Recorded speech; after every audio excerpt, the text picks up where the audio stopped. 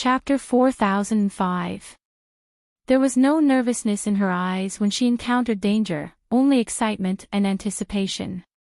As long as she got the item, she could go back, and it was obvious that the item she was looking for was inside. Her clear eyes were filled with joy, and her gaze swept past the small arrow holes that had instantly recovered on the wall.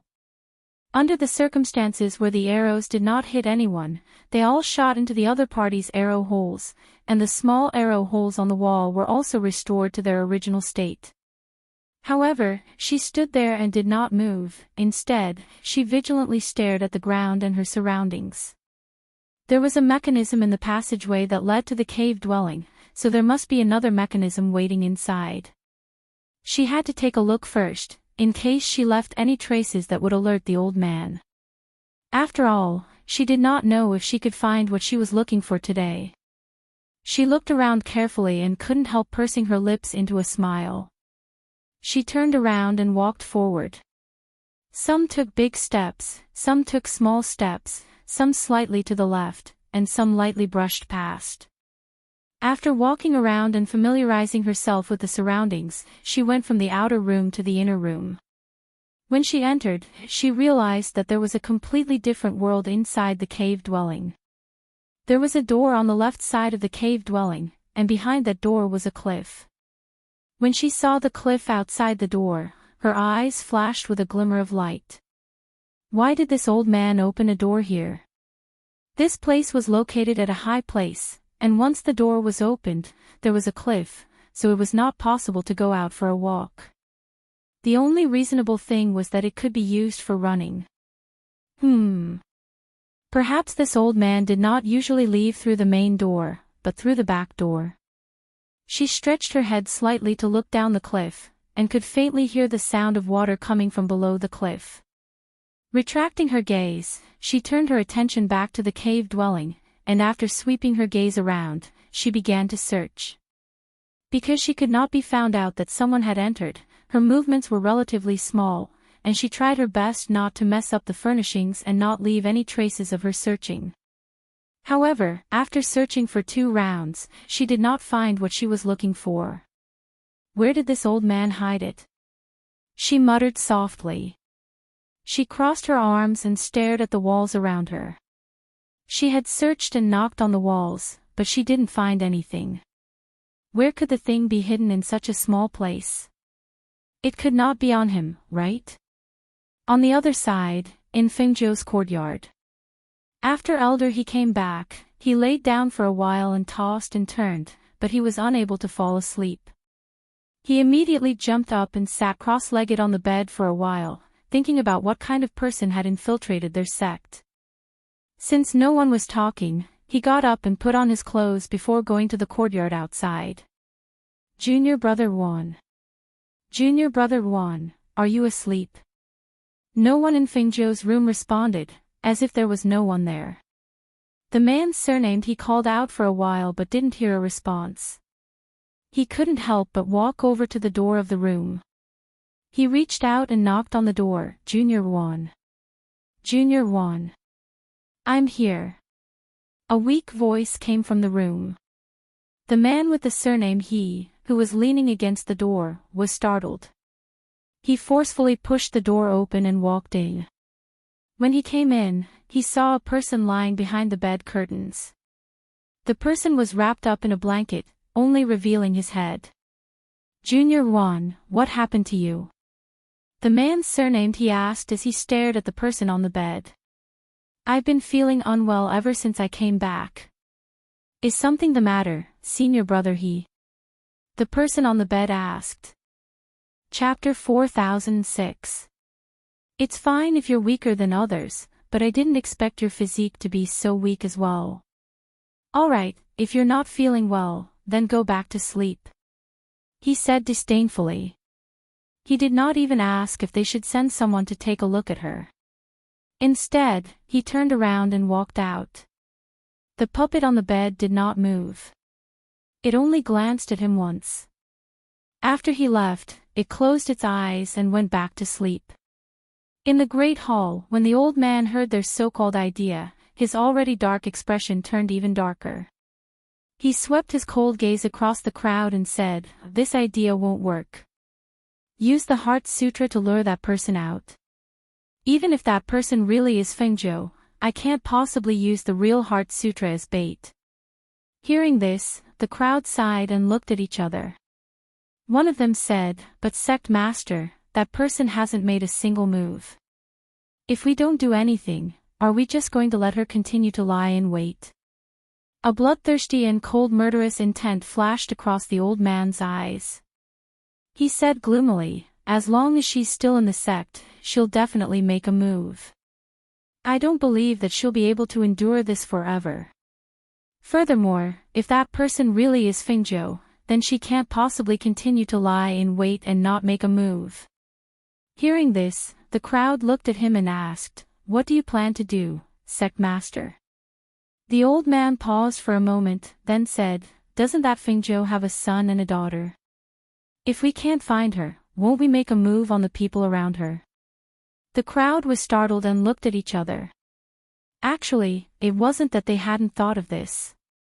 However, with their cultivation, if they were to leave this place, they would be the overlords of a region. They really couldn't be bothered to make a move on a new disciple.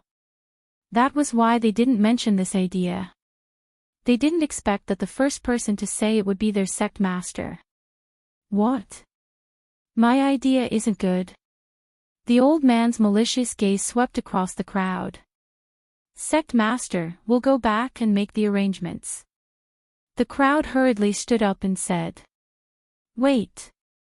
The old man looked at them and said, "If Fengzhou is still hiding here, then we have to be careful not to let her escape. The people we send out to carry out this mission must be carefully selected. Don't send out any random disciples. Those who go out must be at least venerable ones in the sect. Above the venerable realm." Everyone was stunned and exclaimed in a low voice. It should be known that in their sect master's office, venerables were allowed to accept disciples. In the sect, there were a total of 43 venerables. These people could be said to be the people who often walked around the sect master. Those who were sitting here were venerables and above. Usually, they wouldn't appear in the sect at all because they were the main figures in the sect. But now, the people who were sent out were venerables and above. Didn't this mean that perhaps some of them would also have to go out and carry out this mission? That's right. Don't send any disciples out. If you want to go, you have to be above the venerable realm. Pick 15 venerables, and 3 to 5 of you will go," the old man said in a deep voice.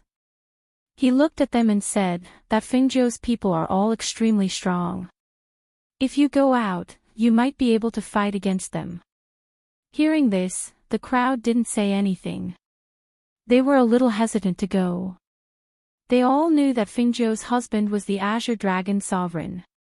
Apart from that, there were also Fengzhou's strong subordinates. If they went, they might not be able to return. Chapter 4007. The old man glanced at them. Seeing that none of them spoke, he said, "Then let's draw lots to decide. This is the fairest way. Pick 3 of you to lead the team, and you can pick the venerables below." He stood up with his walking stick and glanced at them. "If there's nothing important, don't disturb me." With that, he walked out. When the crowd saw this, they could only do as he said. In the end, 3 people were selected by drawing lots. The 3 people who received the paper with the words, "Go," on its side inwardly. They looked at each other helplessly and could only leave to make arrangements. While Fengzhou was still searching around the cave, she heard movement outside. With a thought, she immediately entered the space. Since she couldn't find it, she could only hide in the space and see where the old man hid it. Otherwise, she didn't know when she would find any clues. The old man opened the stone door and walked in. As soon as he entered, he felt the wind in the immortal's cave. He stopped, and a dark light flashed in his cold eyes. He looked around, but he didn't find anything. His gaze calmly swept through the other places in the cave, including some subtle places. He frowned slightly and spoke with a voice that contained spirit force. "What are you waiting for?" Lu Ming asked with a frown. "Did anyone come by just now?" The two cultivators guarding outside were startled. They quickly turned around and bowed in the direction of the cave. "Sect Master, no one came." Hearing this, the old man's frown didn't loosen. He continued to ask, "After I left, was there any movement in the surroundings?" "No." The two cultivators said in unison. In the space, Fengzhou's eyes flickered as she listened to the sound outside. Since he left, there was naturally no movement in the surroundings outside.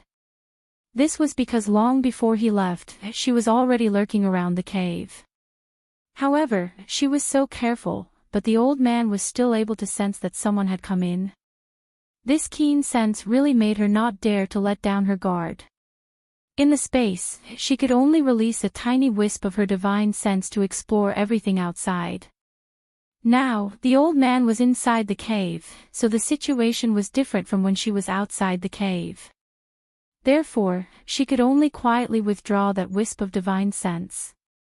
After withdrawing that strand of divine sense, she was no longer aware of anything outside. She exhaled softly. Only then did she realize that she had been tense all this time. At this moment, she relaxed and felt that this matter was even more troublesome. With the old man's cultivation, if she kept releasing her divine sense to stare at him, she would definitely be discovered. However, if she didn't release her divine sense, she wouldn't know anything. What's more, she couldn't find those two things after searching for so long in the cave. She really didn't know where he hid them.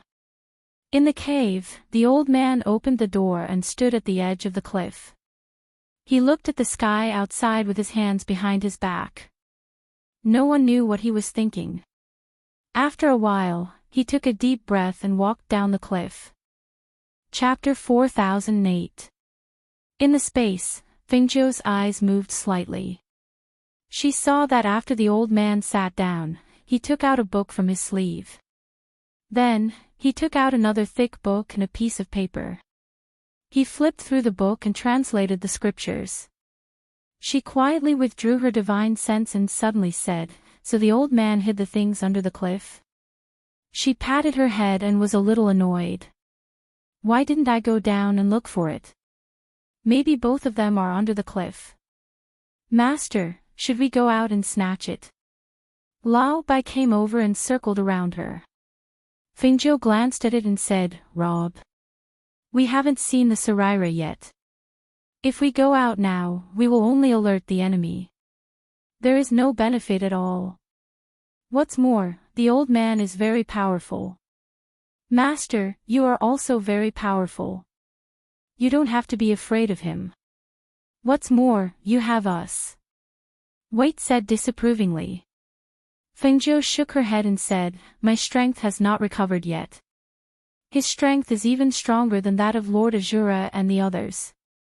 From the momentum that he inadvertently exudes, we can know that this man is not easy to deal with." "Master, didn't you say that there is no Lord of Heaven and Earth in this area? Didn't you say that there are not many experts in this area? If there is an expert at the Divine King realm, why did they leave this area alone?" Tun Yun, who was lying on the side, asked. Hearing this, a thoughtful look appeared on Fengzhou's face. "Yes. It's really strange. When we first arrived, we didn't meet any experts, let alone the existence of a Divine King realm expert. However, when we came to this area, we accidentally met Lord Azura and the master behind the auction. Both of them are at the Divine King realm, but they are not at the peak." She paused and said, "It's one thing for the people in the myriad Buddhist sect to not fight for the Saraira, but the master of this hidden sect is obviously very powerful. Why is he willing to live in seclusion? Since he is living in seclusion, why does he try so hard to rob the Saraira and Heart Sutra of the myriad Buddhist sect? What is he trying to do?" After a while, she once again released a strand of divine sense. Perhaps it was because the other party was focused on the translation, or perhaps he was confident that it was impossible for anyone to remain undetected right under his nose. Therefore, when Fengjiu released that strand of divine sense, the other party did not detect it. She stayed there until midnight. Only then did the old man who was focused on translating put away the item, opened the door, and walked out. This made her even more certain that the Heart Sutra was hidden below. However, the other party did not go out after coming back. For 2 days in a row, he did not come out, which made her a little anxious. The puppet in her room could only last for 7 days. If she did not return after 7 days, it would be troublesome. In the space, she had found out the whereabouts of the Heart Sutra, but she had never seen the old man take out the Saraira. On the other side, in the courtyard. The man surnamed he walked out of the room and could not help but look at the room opposite. The door had been closed for several days. Was the man surnamed Ruan dead or still lying in bed? Thinking of this, he went forward and knocked on the door. Junior brother Ruan, how are you? Have you recovered? Chapter 4009. Senior fellow apprentice he. The man surnamed he was startled. After taking a closer look, it seemed that there was no big problem, so he waved his hand and said, "It's good that you're fine. Anyway, I've taken 3 elixirs from you. If anything happens to you, I'll have to take care of you." "Thank you, senior fellow apprentice he. I'm much better now, and I'm going to cultivate in seclusion." Hearing this, the man surnamed he glanced at him and said, Okay, I know. Go." Then he turned around and left. After he left, the door closed again. His eyes, which were still full of vigor, became dull. After locking the door, he condensed a bounded domain to protect the place with his hands. Then he walked back to the bed and sat down. In the space, Fengjiu was sitting cross-legged at this time. A mark disappeared between her hands, and a thin layer of sweat oozed out of her forehead. She exhaled softly and slowly opened her eyes. She only hoped that she could hold on for a few more days like this. On this day, the old man finally walked out of the cave after hearing the news from outside. Fengjiu didn't know what he was going to do, but after he left, she quickly came out of the space and went to the cliff behind, looking down. She didn't go down directly to the bottom of the cliff, but searched on the cliff wall. Finally, she found a small cave when she was 1/3 of the way down the cliff. The cave was not big. It was so small that even a child couldn't get in. It was only about the length of an arm. There were some weeds outside the cave, so it was difficult to find it if one didn't look carefully. To her surprise, there was only a wooden box in the small cave. When she opened it, there was only a yellowed book in it. This book was the Heart Sutra of the Myriad Buddhas sect. "It's really here." She couldn't help but smile. She intended to take it and put it into the space. However, her hand holding the Heart Sutra paused. She thought that the old man would take out the Heart Sutra to translate in 2 or 3 days. In an instant, several thoughts flashed through her mind. A sly light flashed in her clear eyes.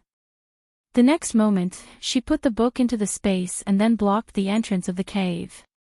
On the other side, the old man arrived at the main hall, and when he saw the solemn expressions on everyone's faces, he asked, "What happened now?" Everyone looked at him, paused for a moment, then said, "Sect Master, the people we sent out yesterday found the whereabouts of Fengjiu's sons. They sent back a message, but until today, there has been no news." Hearing this, the sect master's face instantly turned cold. As soon as he released his sinister aura, the atmosphere in the hall turned cold. No one dared to say a word. They just frowned and held their breaths. "Are you saying that they're all dead?" The old man's cold voice was bloodthirsty and ruthless. His sharp and cold eyes stared at them as he shouted in a deep voice, "Speak." As soon as the voice came out, the powerful pressure it contained also spread out. The stern shout shook their hearts, and cold sweat seeped out of their foreheads. They should all be dead. I received a jade message from one of them. At that time, he wanted to ask us for help, but before he could finish his sentence, a middle-aged man said, not daring to look at the sect master. Chapter 40:10. Not to mention the strength of the venerable ones, even the strength of the 3 venerable ones who led the group was extremely strong amongst them. Yet, they had suddenly vanished just like that. How could they not be shocked and uneasy? It was said that the ghost Dr. Fingzhou was extremely powerful, and there were no weak soldiers under her command. Every one of her subordinates was a powerful cultivator who could stand on their own. A few days ago, they had even sneered at her, thinking that she was just a woman. However, when it happened, their first reaction was shock and unease. The old man was silent. He held his walking stick with both hands and asked, "Has there been any movement in the sect these few days?" "No." One of them shook his head and said in confusion, "This is what we find strange. Logically speaking, that person shouldn't have left yet. However, there's been no movement at all recently. It's as if she's never appeared." Another person hesitated and said, "Could it be that this person isn't Fingzhou, and has already left after we discovered her?" "Impossible. She must still be in there. We just don't know where she's hiding." The old man said with certainty, then said to them, "Don't let down the sect's guard. Search carefully. We must find her." He paused, and a sinister and calculating look flashed across his sharp eyes. He said, "As for how to lure her out, I already have an idea." Hearing this, the people in the hall looked at each other. Then, their gazes fell on the old man. They asked in confusion, "What idea?" "You just need to spread the news that we've caught Fingzhou's son and daughter. When that time comes, do you think she won't appear?" The old man said sinisterly, his eyes filled with calculation. "But we haven't caught her children. In the sect, even children are hard to find." Another person said, feeling that this idea was not very good. "If you don't have children, go out and find them. Bring 2 children back. Who knows, maybe it'll work." The old man stood up and walked forward with his walking stick. He instructed, "Do it as soon as possible." The people in the hall watched him leave and could not help but sigh softly, "This isn't an easy job. If we don't do it well, we'll lose our lives. They're all dead. If we don't stay alert, something bad will definitely happen." One of them said as he looked in the direction the sect leader had left. "I only hope that this matter will be over soon. Then, the sect leader will take out the Heart Sutra for us to cultivate. We'll have our share of life-risking matters. Things like cultivating the Heart Sutra, I think it'll be very difficult for us to have a chance." Another man sneered and walked out with his hands clasped behind his back. After the old man returned to his cave abode, he walked around the cave abode for a while before sitting down to cultivate. He spent 2 days cultivating. After 2 days, he opened the door and looked down the cliff. In the next moment, he leaped down. When he arrived in front of the small hole, he opened the box. When he saw that the Heart Sutra was still there, a rare smile appeared on his face. He picked up the Heart Sutra and went up. After sitting down at the table, he took out something and began to translate and write. When Feng Zhou saw this scene in the space, she couldn't help but reveal a smile. Right now, she only needed to wait. She believed that she would see the results very soon. She only hoped that the results would not disappoint her. Chapter 40:11. Is it like this here? The old man murmured. He looked at the Sanskrit on the Heart Sutra and then looked at the translated words. After confirming it repeatedly, he wrote down the translated words. In the space, Fengzhou smiled slightly. Perhaps Sanskrit needed to be specially learned and translated for them, but for her, who came from the 21st century and was knowledgeable, it was not difficult for her to understand Sanskrit. Therefore, she could easily change the words without leaving any trace. She withdrew that small wisp of divine awareness and sat down in the space. She took out the Heart Sutra beside her and her eyes moved slightly.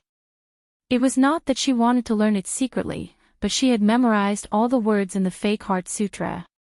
After all, even if she wanted to make a fake one, she could not really replace all the contents. She could only mix up the contents. As for the content behind the Heart Sutra, she believed that the old man could not translate it in a short time. Now, the Heart Sutra was in her hand, but where would the Saraira be hidden? After staying here for so long, she only saw the old man take out the Heart Sutra, but she did not see him take out the Saraira. At present, she could not leave for a while, so she closed her eyes and began to practice in the space. Perhaps because she had read the Heart Sutra, the contents of the Heart Sutra naturally jumped into her mind when she was practicing, and her breathing also changed with the contents of the Heart Sutra. She frowned slightly and slowly opened her eyes. She had just read it once, but when she was practicing, her breath and cultivation method also followed the surging of her Heart Sutra. It seemed that there was no change, but only she knew that when she was practicing, the Heart Sutra of the myriad Buddhist sect seemed to naturally replace the Heart Sutra that she was practicing, which also made her practice speed increase rapidly. However, she felt that something was wrong. Her eyes fell on the Heart Sutra beside her. She frowned slightly and a touch of deep thought flashed across her clear eyes. Normally, the Heart Sutra of the Buddhist sect should be a tranquil and peaceful existence, and it would not have the kind of overbearing reaction that overpowered other Heart Sutras.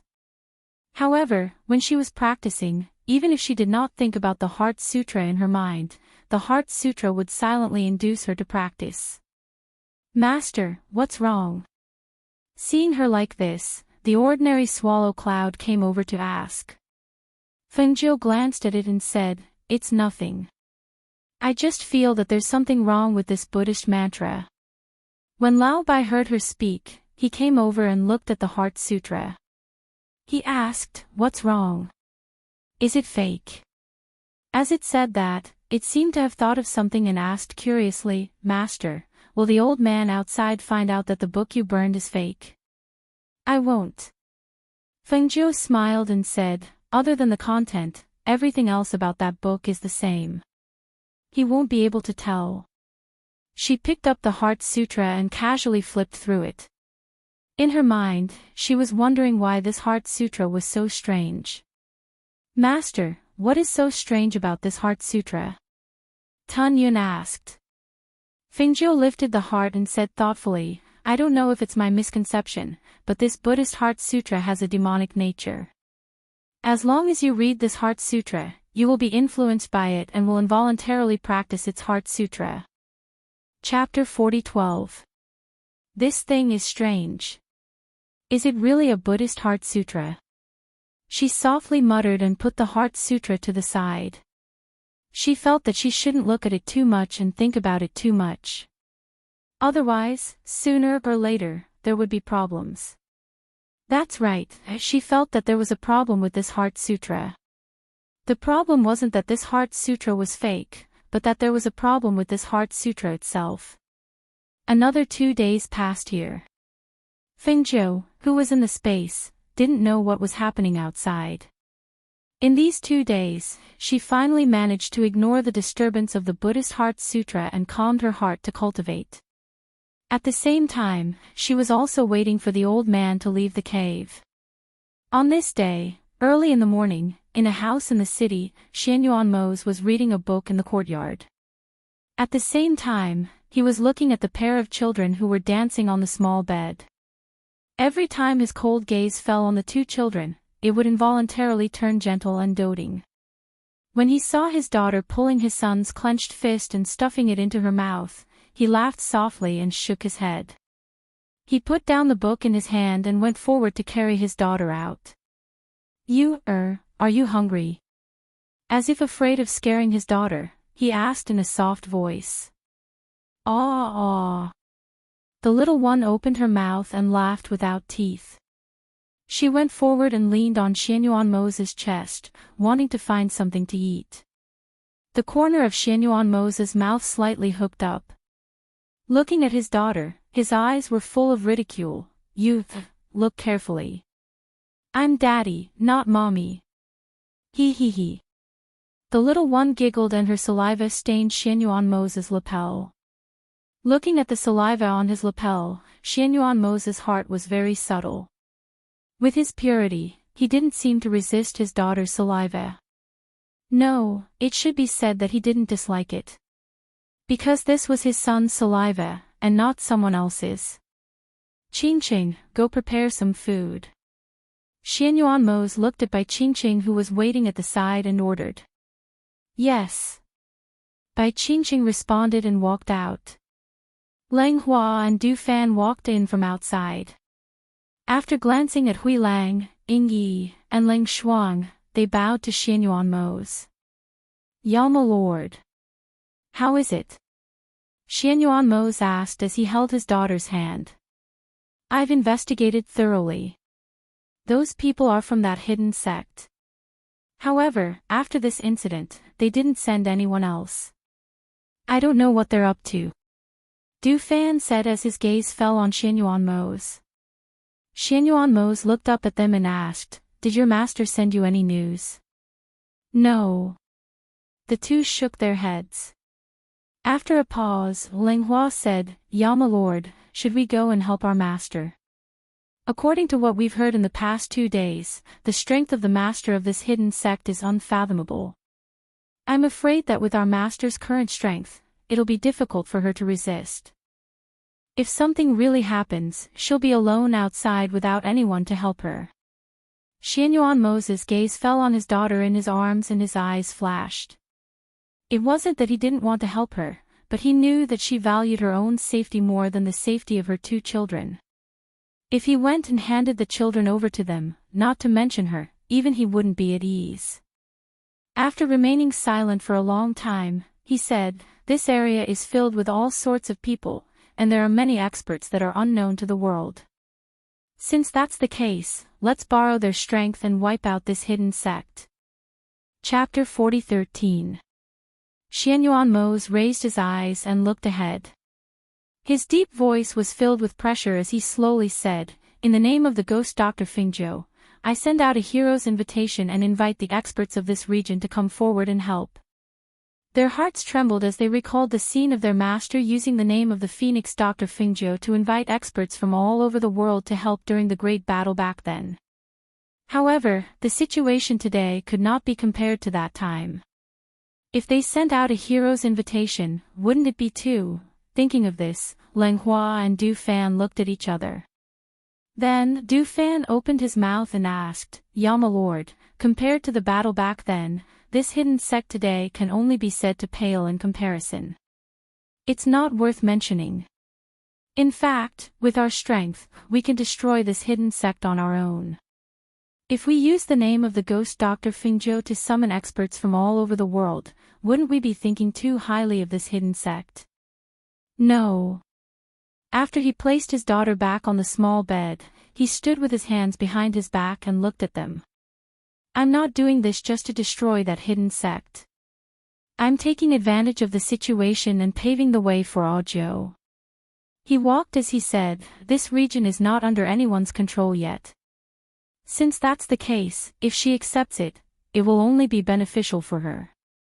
And right now, there is such an opportunity." Hearing this, they finally understood. So this was his plan. However, if we send out a hero's invitation, the news will spread to those hidden sect experts. It will probably take a lot of time and they won't be able to help Master at all. As Lang Hua spoke, he looked at Xianyuanmo and said, "There's one more thing. I'm afraid that these people will come with ill intentions and fish in troubled waters." Xianyuanmo nodded and said, "So you have to arrange and keep an eye on these things. We need to use them when the time comes to wipe out the reclusive sect. You have to know that 2 fists are no match for 4 hands. We don't have many people with us, while the other side is only 1 sect. They may have the help of other sects that are on good terms with them. This is what we need to guard against. As for Ajo, I'm still a little worried even though Devouring Cloud and the others are with her. I sent the Fire Phoenix to check on the situation the day the people from the hidden sect sent people to deal with us. Hearing this, everyone was stunned. No wonder they hadn't seen the Fire Phoenix for the past 2 days. So it had gone to the hidden sect. That was good too. It could transform into a small bird and wouldn't attract attention. It was also strong. If it went to the sect and found its master, it would definitely be able to protect her. That monk has been staying in the house all this while. Xianyuan Mose asked as he looked at the two of them. I've been here the whole time. I didn't go out, Leng Hua said. You two go and arrange this matter. Also, go and invite him over. Tell him that I want to play a few games of chess with him. Xianyuan Mose said and motioned for the two of them to leave. Yes. The two of them answered and left. Bai Qingqing brought the food over. Hui Lang quickly stepped forward and said with a smile, Master, if you play chess with that monk, I'll help feed the little masters. Looking at the two little masters' white and tender adorable appearance, he was extremely fond of them. However, these two little fellows did not like him very much. When they were carried by him, they would either cry or make a fuss. Otherwise, they would pee all over him. In fact, he was also very helpless. Xianyuan Mose glanced at him and said, Go. After you're full, coax them to sleep.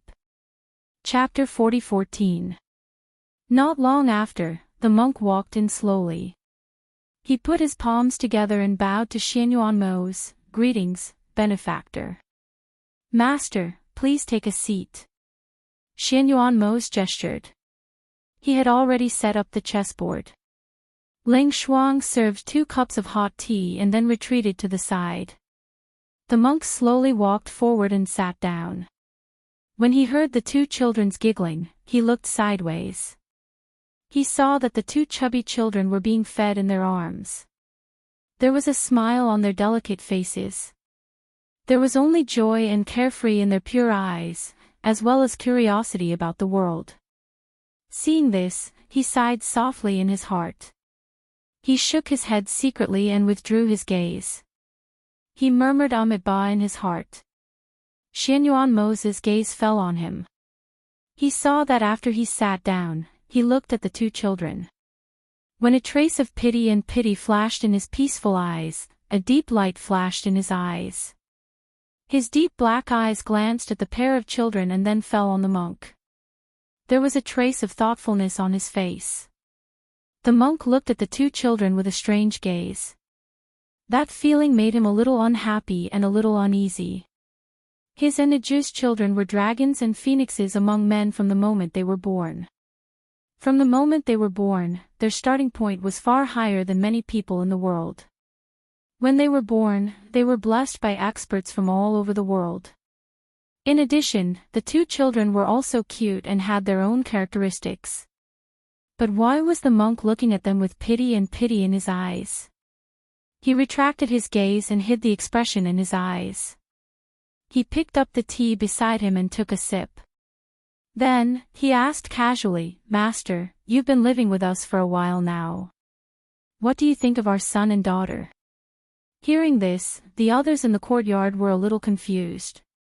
What about their little master? He was naturally a proud son of God, a dragon and phoenix among men. Why did he need to ask the monk? When the monk heard Xianyuan Mose's words, he only glanced at him. Then, he put his palms together and murmured, Amitabha, the children of the emperor and Feng Xing are naturally blessed. Ordinary people can't compare to them. Xianyuan Mose played with the teacup and didn't look at him. He only said slowly, Oh. Is that so? But why do I see a trace of pity in the master's eyes when he looks at them? As soon as he finished speaking, he looked up at the monk opposite him. The corners of his lips curled up slightly. His eyes were still cold. Master, can you clear my doubts? The monk paused and pursed his lips. He didn't say a word for a long time. When Ling Shuang, Grey Wolf, and the others heard this, they could not help but look at each other in surprise. They did not quite understand. What was going on? What? Is it difficult to speak? Xianyuan Mose asked, pressing him step by step. The monk felt the aura in the air become colder. He felt that the cold aura released from his body was very frightening. That kind of pressure spread out. Even he couldn't help but feel as if a huge rock was pressing on his chest, making it difficult for him to breathe. Amitabha. Benefactor, it's not that I don't want to speak, but the secrets of heaven can't be revealed. He shook his head and sighed with a helpless expression. Chapter 40:15. The monk sighed softly and said, Benefactor, this poor monk has already said that heaven's secrets cannot be revealed. Even if you say it, it's useless. What will come will come. If it's a blessing, it's not a disaster. If it's a disaster, it can't be avoided. Amitabha. He stood up and said, Sure, Xian's temperament is not stable. Let's play chess another day. This poor monk will return to the courtyard first. He bowed and left without waiting for him to speak. Seeing him leave, the people in the courtyard looked at each other. Because of his words, their mood became a little heavy. This monk only said half of it and didn't say half. It really made people feel uneasy. Hui Lang saw his master's ugly expression and said, Master, you don't have to take this monk's words too seriously. The two little masters have master and madam's protection. They will definitely grow up safely. In this world, there is no one who can hurt them under master and madam's eyes. Xianyuan Mose didn't say anything.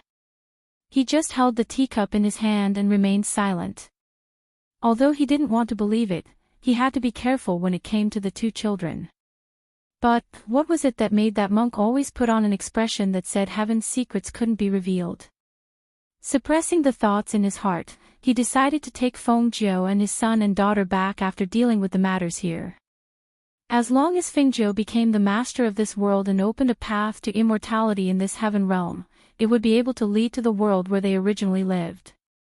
This way, it would be much more convenient for them to travel back and forth in the future. At this time, Feng Jiu, who was in the sect space, didn't know what was happening outside. She was in the middle of cultivation. Today, after she restrained her spiritual aura, she slowly exhaled and opened her eyes. Ever since she was injured that year, her strength had regressed and increased again. Because she didn't use pills to increase her strength, every step of cultivation was more difficult than before. This was because her opponent this time was the sect master of the hidden sect. That old man's strength was somewhat unfathomable. She hoped that her strength could increase a little more, so that she would not be at a disadvantage when the time came. However, her recent cultivation had only allowed her strength to reach the peak of the immortal emperor realm. She was still unable to reach the heavenly god realm. If it was anyone else, perhaps she would not be too worried. However, her opponent was the old man. She was a little uncertain. Faintly, she felt that if the monk had said that she would face a bloody calamity on this trip, it should have happened in this sect. Even so, she had to get the Saraira, return it to the Myriad Buddha's sect, and put an end to this matter, even if she had to risk a bloody disaster. After suppressing her thoughts, she released a strand of her divine sense to check outside. She saw that the old man was still sitting cross-legged in the cave and cultivating. She sighed in her heart. If the old man didn't go out, it wouldn't be good for her to go out either. And that Saraira, where did he hide it? She had been keeping an eye on the cave for the past few days. It could be said that there were no hidden compartments in the cave residence. The Saraira could not be placed outside the cliff behind the stone door. Then, where could it be?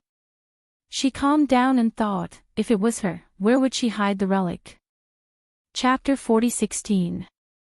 However, if she couldn't keep it on her body and couldn't hide it in the cave, then she could only keep it under her nose, a place that could make her feel at ease.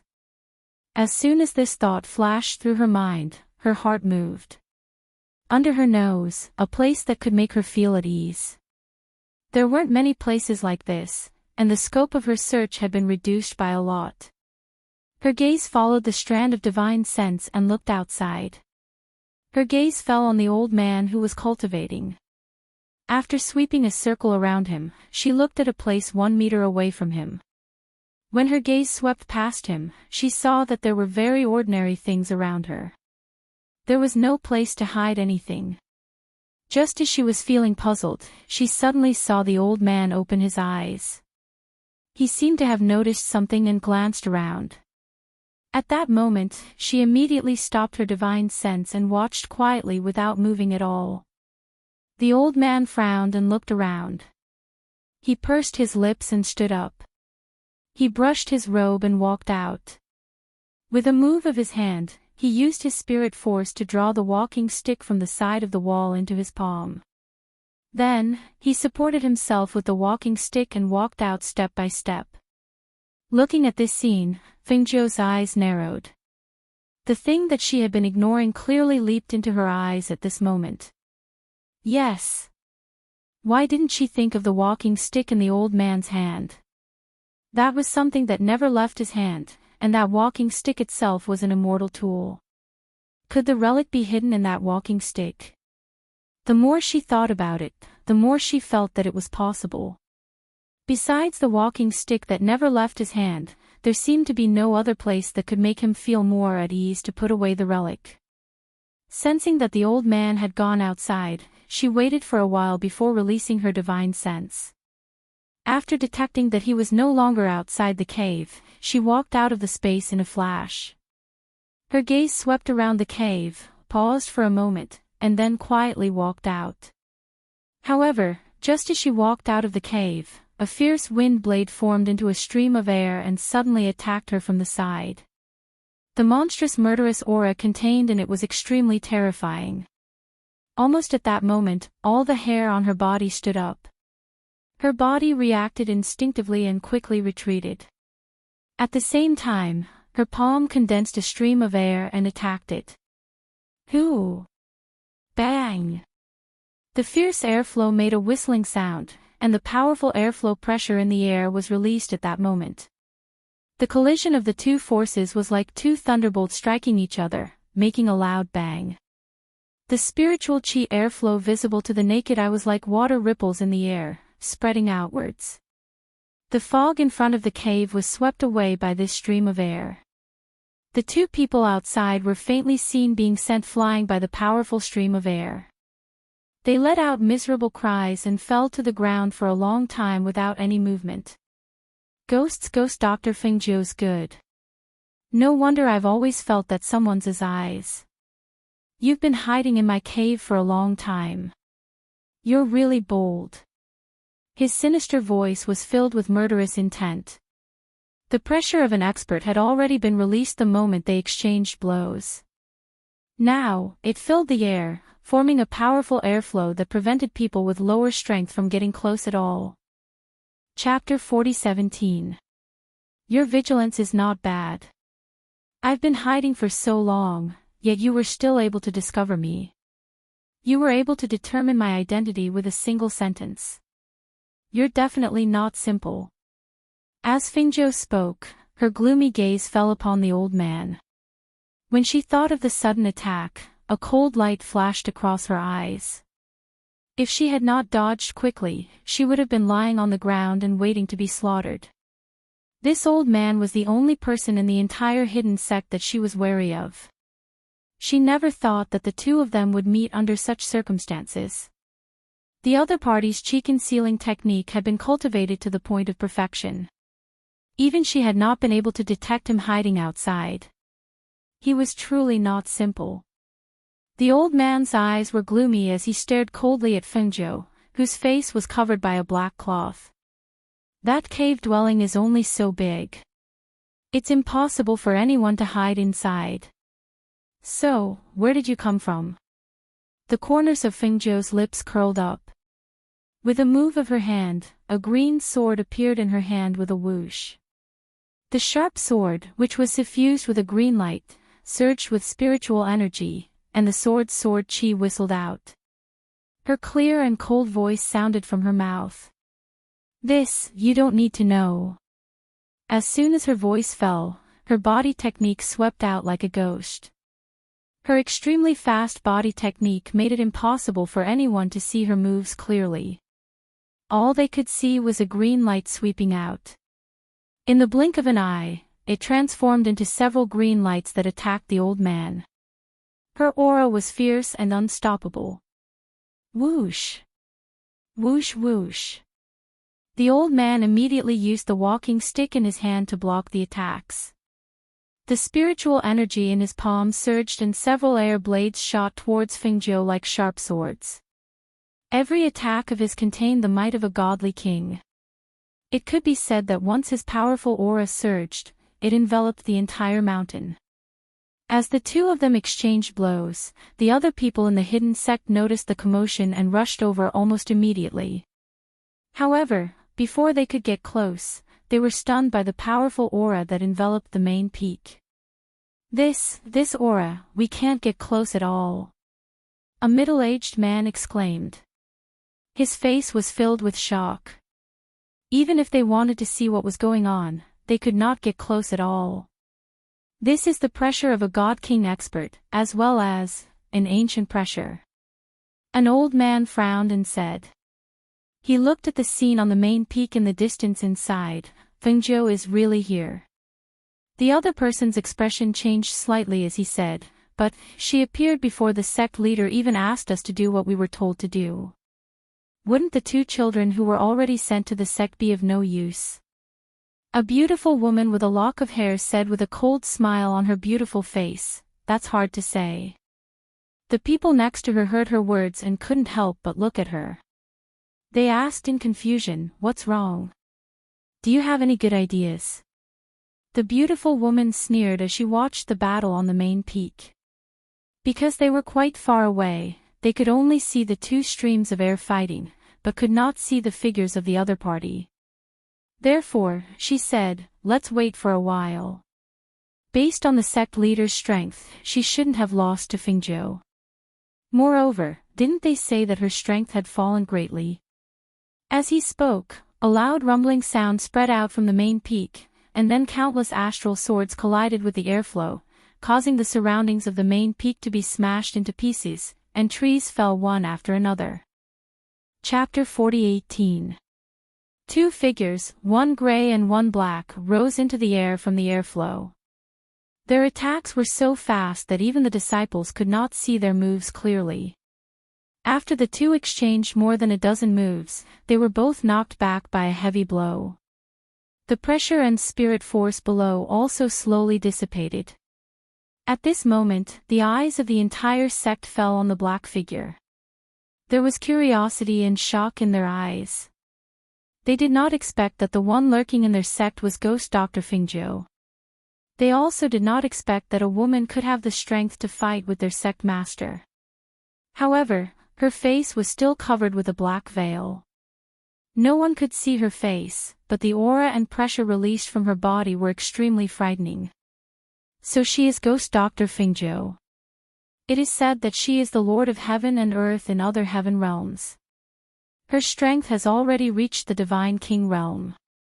But because she was injured after the battle, her strength plummeted. However, seeing that she can fight with our sect master, maybe her strength has already recovered. Our sect is a hidden sect. Why would she lurk in our sect? A disciple asked the person beside him in confusion. An older practitioner lowered his voice and said, don't you know?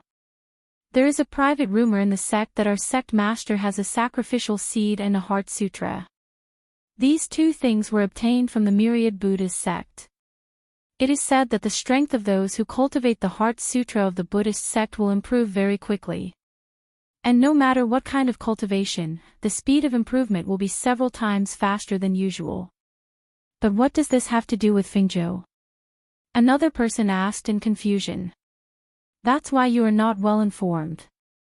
The speaker glanced at the person beside him and said, I heard that Ghost Dr. Fingzhou has been to the myriad Buddhist sect and obtained the ancient golden lotus there. Because of this, the people of the myriad Buddhist sect asked Fingzhou to help them find the Saraira and the Heart Sutra. That's why she came here. At this point, the person who spoke lowered his voice and said, "This is the news that my superiors heard. The disciples of the sect only know that someone snuck into the sect a few days ago, but they don't know who it is. Only the superiors know that the person who snuck in is probably the ghost Dr. Fengzhou. Fengzhou, give me back my crutch." Suddenly, a ruthless and angry roar came from the sky. Hearing the furious roar, everyone's heart trembled. They immediately raised their heads to look, only to discover that the dragon-head walking stick in their sect leader's hand was actually in the hands of a black-clothed person. Their sect leader's expression changed drastically, and he fiercely pounced forward in an attempt to snatch the walking stick back. "Why did Fingzhou take our sect master's crutch?" a disciple asked in confusion. A disciple who had been watching the fight said, "I don't know, but it seems to be intentional. Just now, I saw that Fingzhou used his fatal killing move to force our sect master to use the crutch as a weapon. But who knew that Fingzhou did not avoid it? After taking the blow, he forcibly held our sect master's crutch in his hand. I don't know what he wants to do." Chapter 40:19. At this time, a young disciple at the side listened to their conversation for a while, but didn't understand.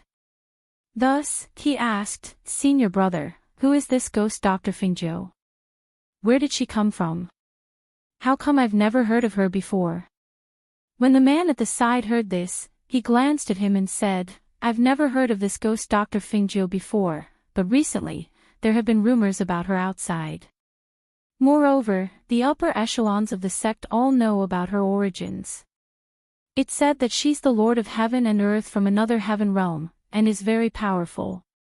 He paused, then continued, "Do you still remember the strange phenomenon that appeared in the sky? It said that Fingzhou's child was born, and the sovereigns of various realms congratulated her across the sky. It was also from then on that some experts knew that ghost Dr. Fingzhou came to our side, and news about her quietly spread. Why are you still talking about this? Look, there's another fight over there." When a disciple at the side heard the two's words, he used his elbow to nudge the person beside him, indicating for them to look at the battle in the sky above the main peak. The two looked over and saw two figures fiercely fighting in the sky.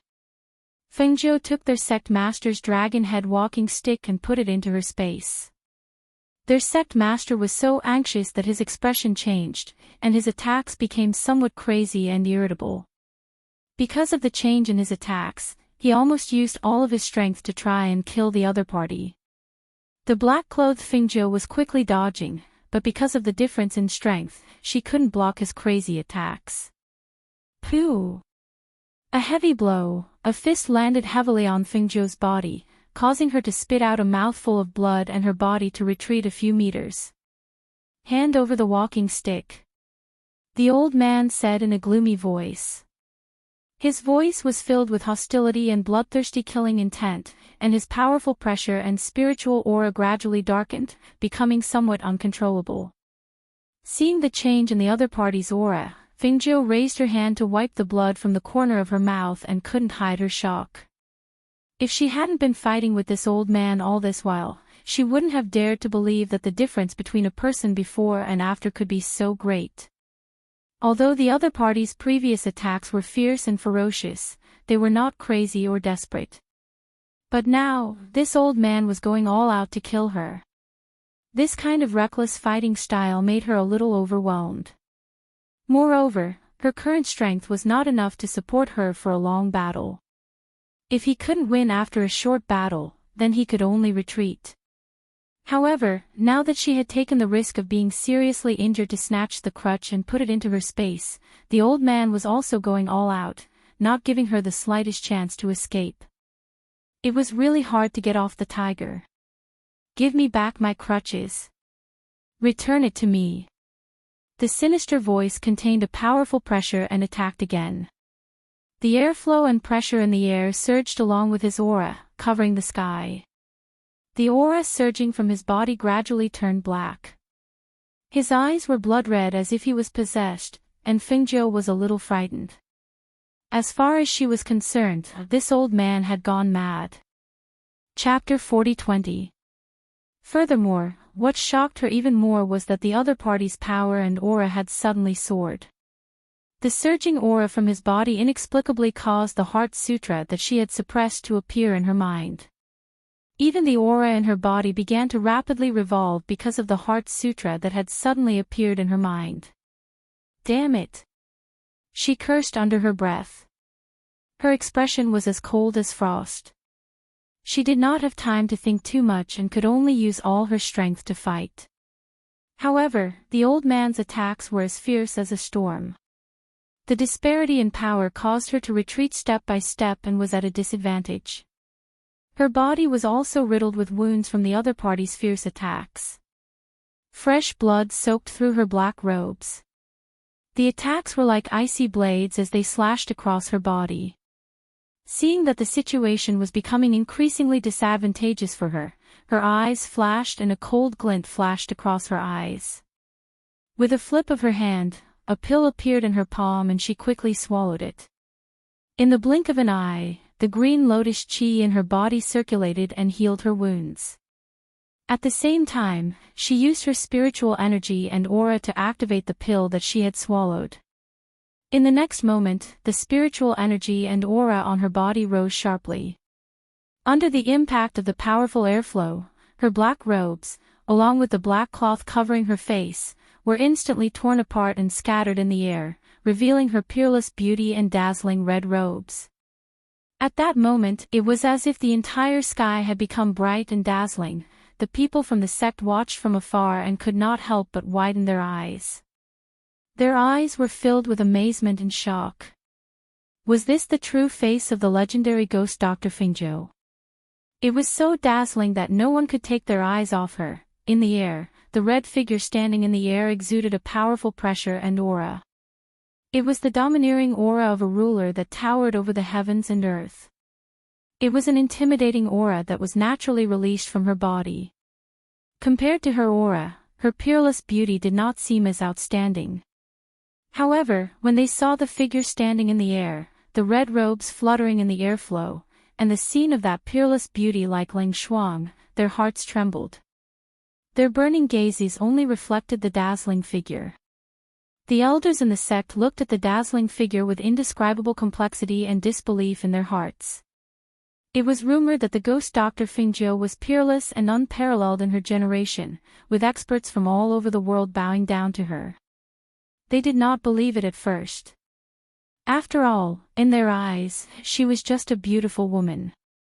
How could she compare to those true experts and men who lived in seclusion? However, after seeing him today, he knew that 100 rumors could not compare to seeing him in person.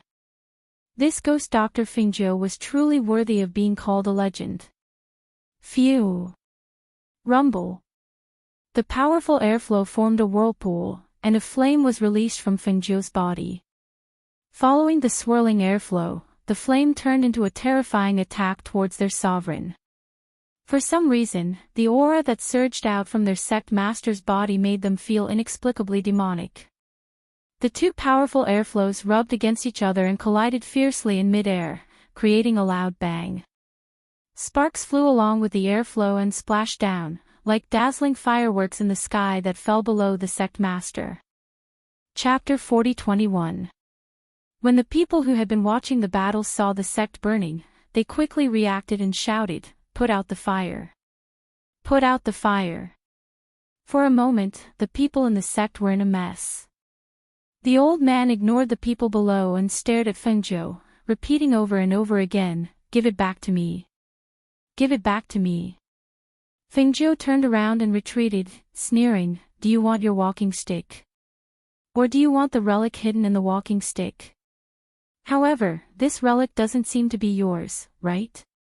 As soon as she finished speaking, the old man's eyes turned even redder, as if they were filled with blood, as if he had fallen into a half-demon state. "I'll kill you!" His figure swept out like lightning, and an overwhelming aura of death crashed towards Fengjiu like a mountain. "You can't kill me." As Fengjiu spoke, the corners of her lips curled up.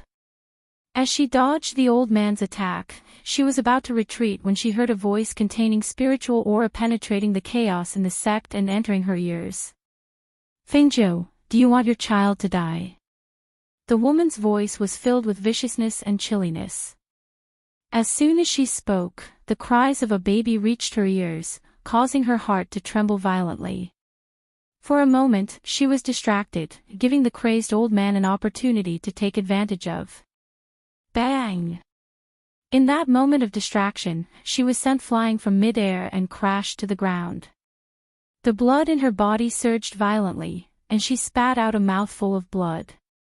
Pfft! Bang! As she spat out blood, her body crashed heavily into a courtyard in the sect. The force was so great that it almost flattened the entire courtyard. Boom! With a loud bang, smoke and dust filled the air. The courtyard collapsed, and rocks rolled down on her body, causing her to be covered in bruises. She lay on the pile of rocks and hissed. She felt as if all the bones in her body had been broken, and the slightest movement would cause intense pain all over her body. The most serious injury was the internal injury. She knew that this injury had damaged her internal organs, and she could not move. "Hand over your life." The old man in the air gathered a powerful chi in his palm and blasted it towards the pile of rocks below, intending to kill Fingzhou.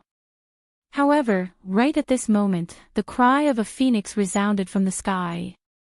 The sharp and shrill cry of the phoenix contained a powerful ancient pressure that pierced into everyone's ears, causing everyone in the sect to cover their ears and howl in pain.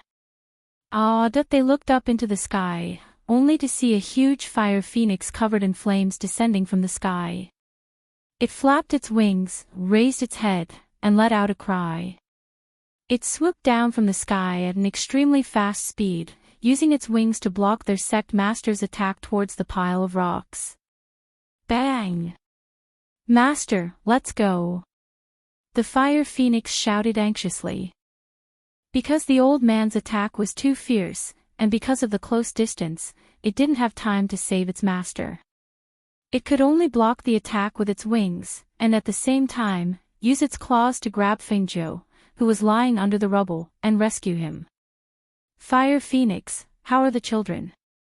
Fingzhou, whose internal organs had been injured by the attack, asked about the children's safety the moment he saw the fire phoenix. "Don't worry, master. The 2 children are safe and sound at home. With the protection of the Yama Lord, nothing will happen to them," the fire phoenix said as it endured the injury on its wings and quickly flew away with Fingzhou. Chapter 40-22. The old man shouted and chased after her. However, just as he was about to catch up, the fire phoenix suddenly turned around and opened its beak, spitting out a stream of flames towards the old man. The old man was forced to retreat, but when he chased after her again, he saw that the woman and the bird had already disappeared into the distance. They were so far away that it was as if they would disappear from his sight in the next moment. "You can't escape." The old man's aura surged and he shot out like an arrow, chasing after her. Sect leader. The elders saw this and couldn't help but shout. However, the figure had already disappeared into the distance in the blink of an eye. Seeing this, one of the middle-aged men frowned and said, "That Fingzhou said that the Saraira was in the sect leader's walking stick. How did she know?" Another person said in surprise, "We don't even know where the sect leader hid the Saraira. But from the looks of it, the Saraira was definitely in the walking stick. Otherwise, the sect leader wouldn't have been so anxious." Furthermore, the old man paused, as if he wanted to say something. "Furthermore what?" someone beside him asked. The old man looked at them and said, "Didn't you notice that the sect leader seemed a little strange? We don't practice the demonic arts, but the sect leader's spiritual aura seemed to be somewhat demonic. Also, his eyes were bloodshot. This isn't normal." Hearing this, the few of them fell into deep thought and didn't say anything. How could they not notice it? The sect leader's strange behavior wasn't just a moment ago. Recently, his temperament had been irritable and his aura was always gloomy. They knew this but didn't dare to say it out loud. After a long silence, one of them said, "Do you think the sect leader can take the Saraira back from Fengzhou?" "It's hard to say." The middle-aged man said, "Fengzhou's strength really isn't at the level of a god king like the rumors say. It seems like her strength has fallen during the battle back then. If it weren't for her contracted beast saving her earlier, she probably would have died to the sect master's palm." Sigh. One of them sighed softly and shook his head. "What's wrong? Why are you sighing?" Several people asked, looking at the person who was sighing. That person looked at them and said, "Perhaps you don't know, but I've heard that this Fengzhou is the destined star of the Phoenix and is blessed with great fortune. Even if she dies 9 times out of 10, she'll still have a lifetime. Moreover, all those who go against her don't have a good ending. Today, she didn't die here, so I can't help but worry for the future of our sect." Hearing this, the group fell silent. They looked down at the fire burning in the sect. Seeing that the fire wasn't extinguished even with sand, their expressions became serious. "This fire is constantly being extinguished. If this continues, I'm afraid the entire sect will be burned to a pile of ruins in the end." The middle-aged man glanced at it and said, "This fire is the natal heavenly fire. Other than Fengzhou himself who can extinguish it, very few people can extinguish it. The only thing we can do now is to prevent the fire from spreading and completely isolate the burning area. Once everything is burned, the fire will naturally die out." Chapter 40:23. When the others saw this, they immediately joined in to help extinguish the fire. On the other side, the fire phoenix was escaping with Fengzhou. It dived down and flew far away. However, one of its wings was injured. It could fly for a short period of time, but if it flew for a long time, its speed would naturally slow down. "Let me down," Fengzhou said as she caught her breath. The green lotus chi in her body was healing her internal injuries. However, the green lotus chi was slightly weak and the speed of recovery was not as fast. "Master, he's still chasing after us. If we stop now, he'll definitely catch up," the fire phoenix said anxiously. It did not stop and continued to fly. Fengzhou panted. She felt that she could not muster any strength. She was being held by the fire phoenix in midair. Her arms and legs hung limply, allowing the wind to blow past her cheeks and hair. "Your wings are injured. If we continue to fly, he'll catch up. Go to the dense forest below. There are trees there to cover you so you'll be less of a target," she said with some effort, trying to see if she could hide in the space. However, with a thought, her spiritual energy fluctuated and cold sweat seeped out from her forehead. "Master, you can't enter the space," the fire phoenix asked. "After that attack, it's already good enough that I'm still alive," Fengzhou smiled bitterly. "Now, don't talk about entering the space, I can't even circulate my spiritual energy." The fire phoenix heard this and asked anxiously, "Then what do we do? If we can't hide in the space, he'll find us sooner or later even if we go down." "Don't worry, I'll be fine. As long as I rest for a while, the green lotus chi in my body will automatically heal my injuries. As long as I can recover, I'll be able to hide in the space with you." She was panting slightly.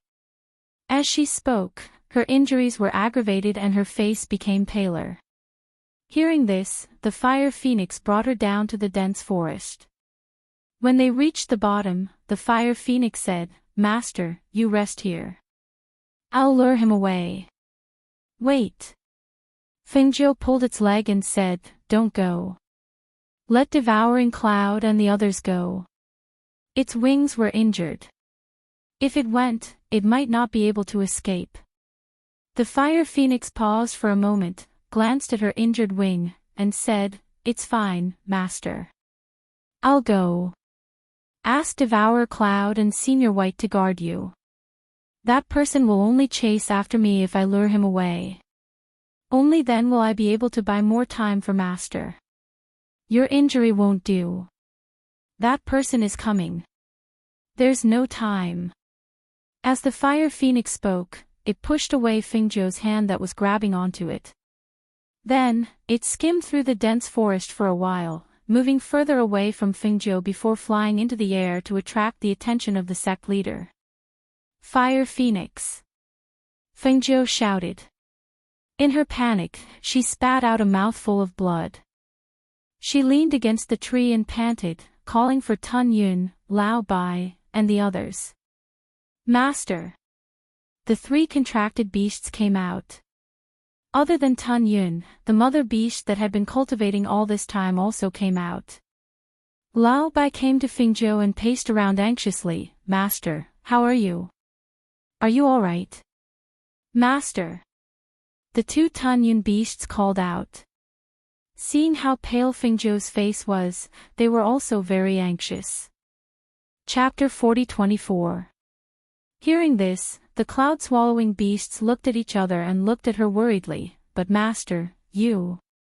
Lao Bai, just stay here and guard me. You guys go. Don't fight with that person directly. Help the fire phoenix escape and leave immediately. Don't linger.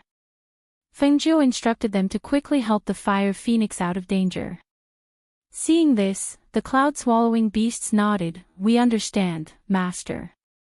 As they spoke, they looked at Lao Bai and instructed, protect Master well. I know, you guys go quickly. Lao Bai replied and stood guard beside Fingzhou. After they left, Fingzhou took a deep breath and said to Lao Bai, crouch down, I'll leave this place. If the old man found out that it was a trick to lure the tiger away from the mountain, he would definitely come back to look for her. After all, that thing was with her. He wouldn't let her go and chase after the fire phoenix and the others. Right now, she could only leave this place quickly. Okay. Lao Bai replied and crouched down, turning his head halfway to look at her. Master, can you get up? Fengzhou gritted her teeth and used all her strength to lie down on Lao Bai's back. Because of this movement, she felt a mouthful of blood flowing from her throat into her mouth. She swallowed it down forcefully. Go. Go that way. She raised her hand and pointed in a different direction. Yes. Seeing that she was pointing in a different direction, Lao Bai didn't question her and followed her instructions. On the other side, the fire phoenix led the old man in pursuit. When he saw the fire phoenix in front of them from afar, the old man behind them shouted angrily, Fingzhou. You can't escape. As he shouted, a stream of air shot out from his hand and rushed forward. The fire phoenix didn't even turn her head. However, because she was speeding up, the injury on her wings became more serious and her speed gradually decreased. When she felt a murderous aura coming from behind her, the fire phoenix immediately tilted her body and avoided the attack. Roar! At this moment, a roar of a beast came from the forest below. When the phoenix heard the roar, it immediately dived down and headed for the forest below. When the old man saw it, he quickly chased after it. He flipped his palm and attacked again. Whoosh! Whoosh whoosh! Over here! The cloud-swallowing beast shouted and ran through the dense forest. The fire phoenix flashed and turned into a small bird and landed on the back of the cloud-swallowing beast, allowing it to run away. The old man descended from mid-air and saw the fire phoenix instantly shrink and landed on the back of the cloud-swallowing beast while Fingzhou was nowhere to be found. The old man descended from the sky and saw the fire phoenixes while the fire phoenix had fire beast. Fingzhou was nowhere was Fingzhou. How dare you lie to me? He roared angrily and waved his sleeve. A powerful stream of air shot out towards the direction in which the cloud-swallowing beast had fled. The powerful stream of air surged like waves and destroyed the trees in the dense forest one by one. The old man's murderous aura churned as he stared darkly at the direction in which the cloud-swallowing beast and the fire phoenix had fled. However, he didn't chase after them. Instead, he turned around to look for them. Unexpectedly, just as he stopped in his tracks and turned around, a ferocious cloud-swallowing beast pounced out from the dense forest and bit towards the old man's shoulder with its bloodthirsty and vicious fangs. Roar! Scram! A vicious aura burst out from the old man's body as he sent a palm strike at the female beast. The female beast's reaction was extremely fast as well. It leaped over a dozen meters away and quickly retreated into the dense forest, not wanting to continue the fight. Chapter 40-25. He rose into the air and stood in mid-air, scanning the dense forest. He released his powerful divine sense to search for Fengzhou's figure. However, standing in mid-air, he only saw the two cloud-swallowing divine beasts running in two different directions, but he did not see Fengzhou's figure. You can't escape. You must still be here, the old man said in a gloomy voice. He wanted to follow the contracted beasts to search for Fengzhou's figure, but the two contracted beasts also disappeared in front of his eyes. Even the aura of the sacred beast disappeared without a trace at that moment. On the other side, Fengzhou was being carried away by Lao Bai. Because she was on his back, Lao Bai did not dare to run too fast, in case she fell off the horse's back. However, he was worried that someone would chase after them, so he did not dare to slow down. It could be said that he wanted to be fast, but he could not be fast. However, he did not want to slow down, but he had to slow down. But even so, Feng Nine, who was on the horse's back, still lost her balance and rolled off White's back as he galloped. Master! Lao Bai was shocked, but he also saw her rolling down the slope along the weeds. He was so scared that his figure flashed, and in an instant, he turned into a white dragon and rushed down to catch her, so that she would not hit the tree stump at the bottom of the slope. Master! Lao Bai called out anxiously. He saw that her face was scratched by the weeds, and traces of blood seeped out. She had fainted. It was not like she had said before, that she would recover after a while. Master, master, wake up! Lao Bai did not dare to push her, nor did he dare to call out too loudly. He looked at his unconscious master, and then looked around. Other than the weeds that were half the height of a person, there were only trees. She was lying in a pile of weeds, and her figure was almost submerged. Hiss! Why is it bleeding here? Only then did Lao Bai notice that there was a wound on her abdomen that was bleeding. Her red clothes were red to begin with, but the color was slightly darker after being stained with blood. If one did not look carefully, one would not be able to see it. However, at her waist, the red clothes on her abdomen were much darker in color. Lao Bai leaned forward and sniffed. When the smell of blood entered his nose, he immediately panicked. It's really blood. Furthermore, he was injured to this extent. What should he do? What should we do? Wait said anxiously as he paced back and forth on the spot. Her master hadn't woken up yet, and she hadn't tried to treat such a wound before, so she was a little confused for a moment. Right, medicine, medicine. We need to apply medicine to stop the bleeding. Lao Bai muttered. After he came to his senses, he opened the Qinquan bag on her waist and took out some medicine to stop the bleeding. What about the wound? Lao Bai asked worriedly. Seeing that she was still unconscious and the wound was still bleeding, he leaned forward and used his teeth to untie her belt. At the same time, he muttered, Master, Lao Bai didn't want to untie your clothes. You're injured, and we need to stop the bleeding. We can't settle accounts with you later. Fengzhou, who was unconscious, was naturally unable to respond to him. Therefore, she did not know that Lao Bai had gasped when he saw the wound on her abdomen. He took a few steps back and looked at the scene in shock. Hiss! Chapter 40-26. He saw that her white inner clothes had been dyed red. What shocked him the most was that he could faintly see a sharp stone blade piercing into her abdomen. Blood was seeping out from there. When did you get hurt? Why didn't you say anything? Master. Master. Lao Bai called out in a trembling voice, but he did not dare to call out too loudly for fear of attracting that person. He could only open the hemostatic bottle with his trembling teeth and sprinkle the medicine inside on her wound. This won't do. She'll die if this goes on. That stone has to be removed, but I can't. He anxiously circled Fingzhou, unable to think of a way. What should I do? What should I do? He walked around anxiously. There was no one here, and his master was unconscious. What should he do? If this dragged on, even if she was not killed, she would definitely bleed to death. However, he could not bring her away now. He was afraid that pulling her would worsen her wound. He exhaled 2 breaths of air from his nostrils in annoyance. Finally, he thought for a while and went to Fingzhou's side, shouting, "Little tiger, come out. Come out quickly." In the space, the white tiger turned into a ray of light and flashed out. It rarely came out.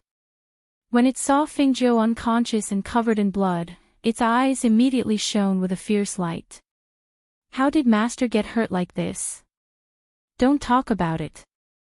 Let me tell you, Master's injury is very serious. There's a sharp stone blade piercing into her abdomen. You stay here and guard. I'll go and see if there's anyone nearby. It's more important to get that thing out of Master's wound first. As Lao Bai spoke, he looked around. In the next moment, a ray of light flashed and rolled around not far away. He brought back a pile of weeds to cover Fingzhou. He instructed the white tiger to guard its master and then quickly scurried away. The little white tiger from back then had now grown into a majestic figure. It shrunk its body and guarded Fingzhou's side. It stared at everything around it vigilantly, waiting for its companions to return. This place was at the bottom of a hill in the dense forest and was covered by weeds. It was a good place to hide, and for the time being, this place was considered safe. Some distance away, a figure dressed in a manservant's clothes was squatting by the stream and washing her hands. After washing her hands, she took out a water bag from her space and filled it with water. She seemed to be in a good mood and sat down on a rock by the stream while humming a tune. She took out the herbs she picked from the space and cleaned them. Counting them one by one, she murmured, "This should be enough for a long time." After putting away the items, she rested her chin on one hand and stared at the stream. She thought to herself, after walking for so many days, I wonder if he's searching the entire city again. Should he go back or not? Thinking of this, she frowned and there was a struggle in her eyes. Just as she was about to stand up, suddenly, a gust of wind came from behind her. Then, something seemed to hit the back of her head. She only felt a pain in her head, and then her vision turned black and she fainted.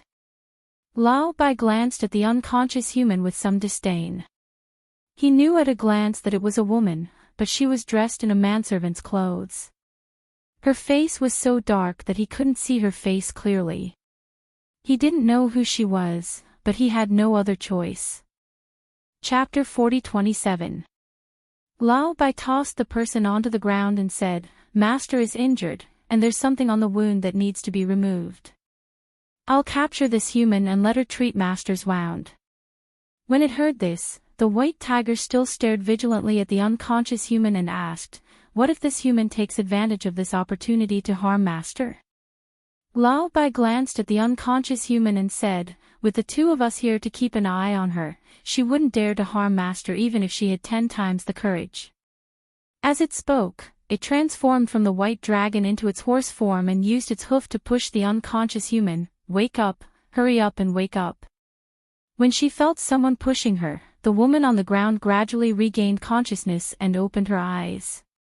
However, she didn't expect to see a strange horse face pressed against her face as soon as she opened her eyes.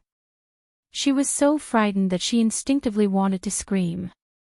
"If you dare to make a sound, I'll bite you to death." The white tiger's threatening voice resounded from the side, and the woman was so frightened that she instinctively covered her mouth with both hands and swallowed her scream. When she turned around and saw a majestic white tiger lying behind her and staring at her ferociously, she only felt cold sweat seeping out of her forehead and her face instantly turned pale. A tiger. A ferocious beast. No, this was a divine beast. All right, don't scare her to death. If she's scared to death, I'll have to find another one. Lao Bai said from the side and used its hoof to push her. Hey, I need you to do something now. If you do it well, you can keep your little life. If you don't do it well, it'll tear you apart. A strange horse. A strange horse that could talk. The woman, who was Yi Feifei, stared at the two beasts in front of her with wide eyes. She didn't understand what was going on. She had just snuck out to gather herbs as usual, but who knew that she would suddenly be knocked unconscious and brought here? Just as she was in a daze, the white tiger looked at Lao Bai and said, "Why am I the one who'll tear her apart?" Lao Bai grinned and revealed a mouthful of white teeth, "Because I'm a vegetarian." The white tiger helplessly rolled its eyes and didn't argue with Lao Bai about this. Instead, it looked at the human and fiercely threatened, "Did you hear that? It's a vegetarian, but I'm not." Lao Bai lifted the weeds at the side, revealing the fengjiu underneath. However, because her wounds were not treated properly and she was unconscious, her face was as pale as a sheet of paper. The two beasts' hearts tightened when they saw this. Cough. Senior White coughed lightly, looked at the woman, and said in a gentle tone, "Miss, this is my mistress. She's injured, and there's something in her wound that hasn't been removed yet, and it's been bleeding. We're unable to clean her wound, so we'll have to trouble you." When Yi Feifei saw the fengjiu lying there, he couldn't help but suck in a breath of cold air. Oh my God! How did she get hurt like this? She couldn't care about anything else. When she saw that the other party was a woman and was injured to such an extent, she had no reason to leave her in the lurch.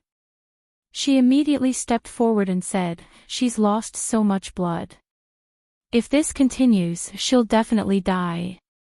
She checked the fengjiu's wound, and her face was full of solemnity. "The thing in this wound is very deep. If we pull it out, I'm afraid that the blood won't be stopped even if we stop it." At that time Lao Bai and the white tiger looked at each other. Then, Lao Bai asked, "Can't we put some medicine on the wound to stop the bleeding after pulling it out?" Chapter 40:28. Yi Feifei looked at the unconscious person and felt that this person was really beautiful. Even though she was unconscious and her face was as pale as paper, she was still breathtakingly beautiful. She wanted to save her, but she was afraid that she was powerless. "I have medicine. As long as you take out the thing in the wound and sprinkle this medicine on it, the blood will stop flowing." As White spoke, he opened his mouth and spat out a medicine bottle. Yi Feifei was stunned. She picked it up and opened it. There was hesitation in her eyes. Will this medicine really work? What if it can't stop the bleeding? What will happen if you don't take the thing out and let the wound keep bleeding? White asked. Hearing this, Yi Feifei gritted her teeth and said, "Okay, then I'll help her clean the wound." If she delayed any longer, she would die even if she didn't die. She could only try everything she could. She took out a pair of scissors from the space and cut open the clothes around Fengjiu's wound. Seeing that the thing was stuck in the flesh and couldn't be pulled out directly by hand, she took out a pair of pliers. White and White Tiger watched nervously from the side. Although they let this person treat the wound, they couldn't hide their nervousness and worry. Especially when they saw that the wound was pierced into the flesh after the clothes were cut open. Their hearts tightened, and they wished that they could bear the pain on behalf of their master. That bastard, sooner or later, will settle the score with him. White gnashed his teeth and said. At this time, Yi Feifei used the pliers to clamp the thing pierced into Fengjiu's waist and abdomen. She swallowed her saliva and said to the two beasts beside her, I'll pull it out. Pull it out. As Wait spoke, his eyes were fixed on Fengjiu's wound. His body was also tense because of nervousness. Yi Feifei took a deep breath and gritted her teeth. She exerted force in her hand and pulled back. With a swoosh, that thing was pulled out by her hand. Following that, a column of blood spurted out and splashed all over her body. Medicine. Medicine. Quick. Quickly sprinkle the medicine. White Tiger hurriedly shouted, itching to go forward and help. Yi Feifei didn't dare to delay. He quickly poured all the medicine in the medicine bottle on the wound. He took a cloth from the side and covered her wound. He didn't dare to move. Yes. After a while, a light snort came from Fengjiu's mouth. When they heard her snort, the two beasts hurriedly rushed forward. Master, master. Wake up, wake up. Don't sleep anymore. Fengjiu felt that her head was heavy, and her vision was pitch black. She tried her best to open her eyes, but her eyelids were very heavy, and she had no strength in her body. She could only hear Lao Bai and the White Tiger shouting anxiously in her ears. The pain in her abdomen gradually brought her back to her senses. Even though she did not open her eyes, she knew that she was in a bad situation. Being injured by the old man was one thing. What she didn't expect the most was that when she was shot down from mid-air, when the gravel fell on her body, there was a sharp and messy stone that pierced into her body. However, in that situation, she had no time to deal with it. Yi Feifei pressed on Fengjiu's wound. She felt that the blood seemed to have stopped. She couldn't help but look at her palm in surprise. She looked at the corner of the cloth that was stained red, and the other corner that was not soaked in blood. Chapter 40-29. Although she was not proficient in medicine, she had dabbled in it. However, she had never seen such a powerful hemostatic medicine. It was really amazing to be able to stop the bleeding from such a serious wound. Then hurry up and clean up the wound and bandage it. We can't stay here for long. We have to leave. Lao Bai said as he looked at his unconscious master and then at the woman. He felt that he could not let her go yet. She could only leave when they reached a safe place. Yi Feifei gently released the hand that was pressing the cloth to stop the bleeding. She took the cloth away and saw that the wound was no longer bleeding. However, there were still some small stones around the wound that had not been cleaned up. Thus, she cleaned up the small stones again, applied some medicine, and bandaged the wound. When she raised her head, she saw that the person who had been unconscious had already opened her eyes. When she looked into the other party's eyes, she felt that the other party's eyes were really beautiful. Master, master, you're awake. Lao Bai called out happily. Master. White Tiger also called out, and leaned forward to lick her face. Thank you, Fengjiu said softly. His voice was still weak. You're welcome. After all, it's a human life. I can't just leave you to die, right? Moreover, I didn't do anything. I just removed the things from your wound. If it wasn't for the powerful hemostatic medicine that the strange horse gave, you probably wouldn't have woken up now, Yi Feifei said as she helped Fengjiu deal with the other external injuries on his body. The corners of Fengjiu's mouth twitched slightly and a faint smile appeared on his face. This woman's voice sounded familiar. It seemed to be the woman they met at the city gate when they entered the city that day. Help me up and leave through the small path, Fengjiu said, indicating that they should leave now. But you're so badly injured. If you move, I'm afraid that your wound will bleed again, Yi Feifei said as she looked at him worriedly. It's okay. My recovery ability is better, Fengjiu said slowly. After catching his breath, he looked at Yi Feifei and said, I'll have to trouble you, miss. Seeing this, Yi Feifei went forward to help him up and asked, What are you going to do now? You can't ride a horse like this. Then, without waiting for her reply, he added, Forget it, forget it. I'll use the aircraft to take you away. No, if we fly in the air, we'll be discovered. If that happens, we won't be able to survive. Fengjiu refused and gestured for Lao Bai to lie down. After Lao Bai laid down, he turned around and said to Yi Feifei, "Young lady, bring my master and sit on my back. Hold on to her and don't let her fall. I'll get you out of here. Can you carry the two of us?" Yi Feifei said with some hesitation. "Sure, no problem," Lao Bai said as he gestured for them to hurry up. Seeing this, Yi Feifei had no choice but to help Fengjiu sit on the horse's back, and half supported her so that she could lean on his body to avoid pulling on her wound. "Sit tight, we're leaving." As Senior White spoke, he quickly led them away, and the white tiger glanced at the surroundings before quickly following them. After returning to the city, Hua Feng, Tun Yun, and the others looked around the courtyard they lived in. They asked anxiously, "Is Master back?" Chapter 40-30. Hearing Lang Hua's words, the fire phoenix straightened up. The two cloud-swallowing beasts immediately said, "We'll go back to find our master." Seeing this, Lang Hua frowned and looked at them, saying, "Since you're back, don't go out. Tell the Yama Lord what happened and see what the Yama Lord will do." Hearing this, the three contracted beasts looked at each other and then went to the main courtyard. Seeing this, Lang Hua couldn't help but sigh.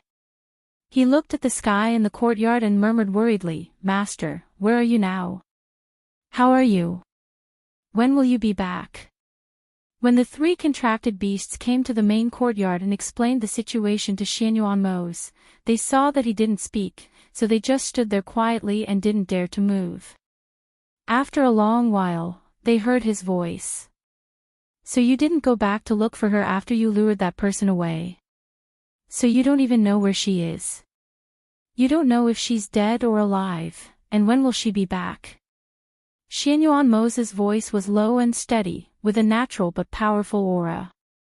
But this calmness made their hearts tense up. They knew that the Yama Lord was angry. He was angry after hearing that their master was injured. But they didn't expect that after they lured that person away, it would take them a few days to come back here, but their master in white hadn't arrived yet. They didn't know how she was in the past few days. Xianyuan Mose paused for a while and said, "Is everyone here?" This question was obviously not directed at the three cloud-swallowing beasts. It was directed at Hui Lang, who was waiting at the side.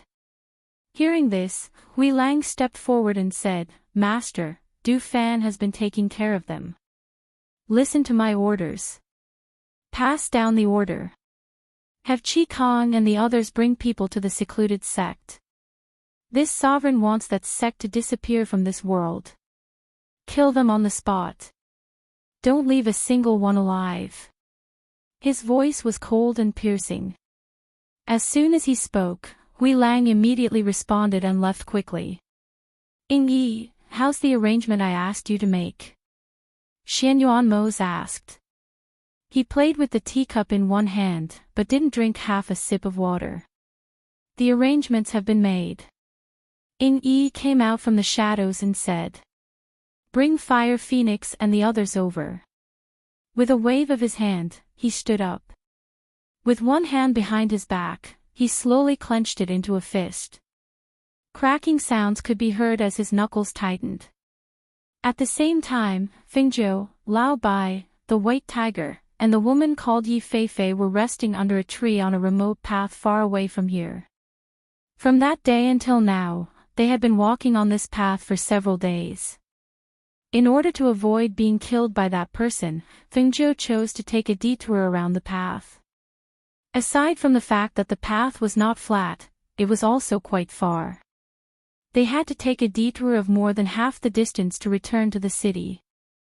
This was also the reason why they were resting here. "Let me help you change your bandages," Yi Feifei said as she took out a strip of cloth from the space and looked at Fengjiu. After Fengjiu responded, she let her treat the wound. Compared with the previous 2 or 3 days, her complexion had eased a lot, and the spiritual power in her body had gradually recovered.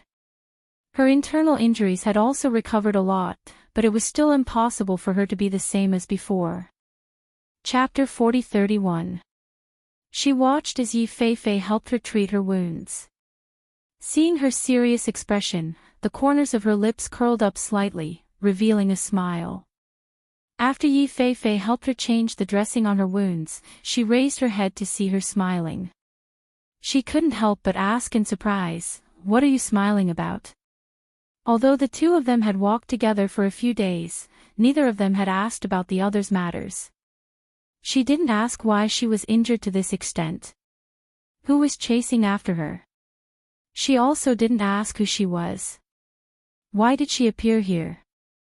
However, these 2 days, she had endured her injuries. She didn't say a word even though she was out in the open. She couldn't help but admire her. You had the chance to leave these 2 days. Why didn't you leave? Fengjiu asked as she leaned against the tree and looked at her. Where can I go in this wilderness? Moreover, you won't do anything to me.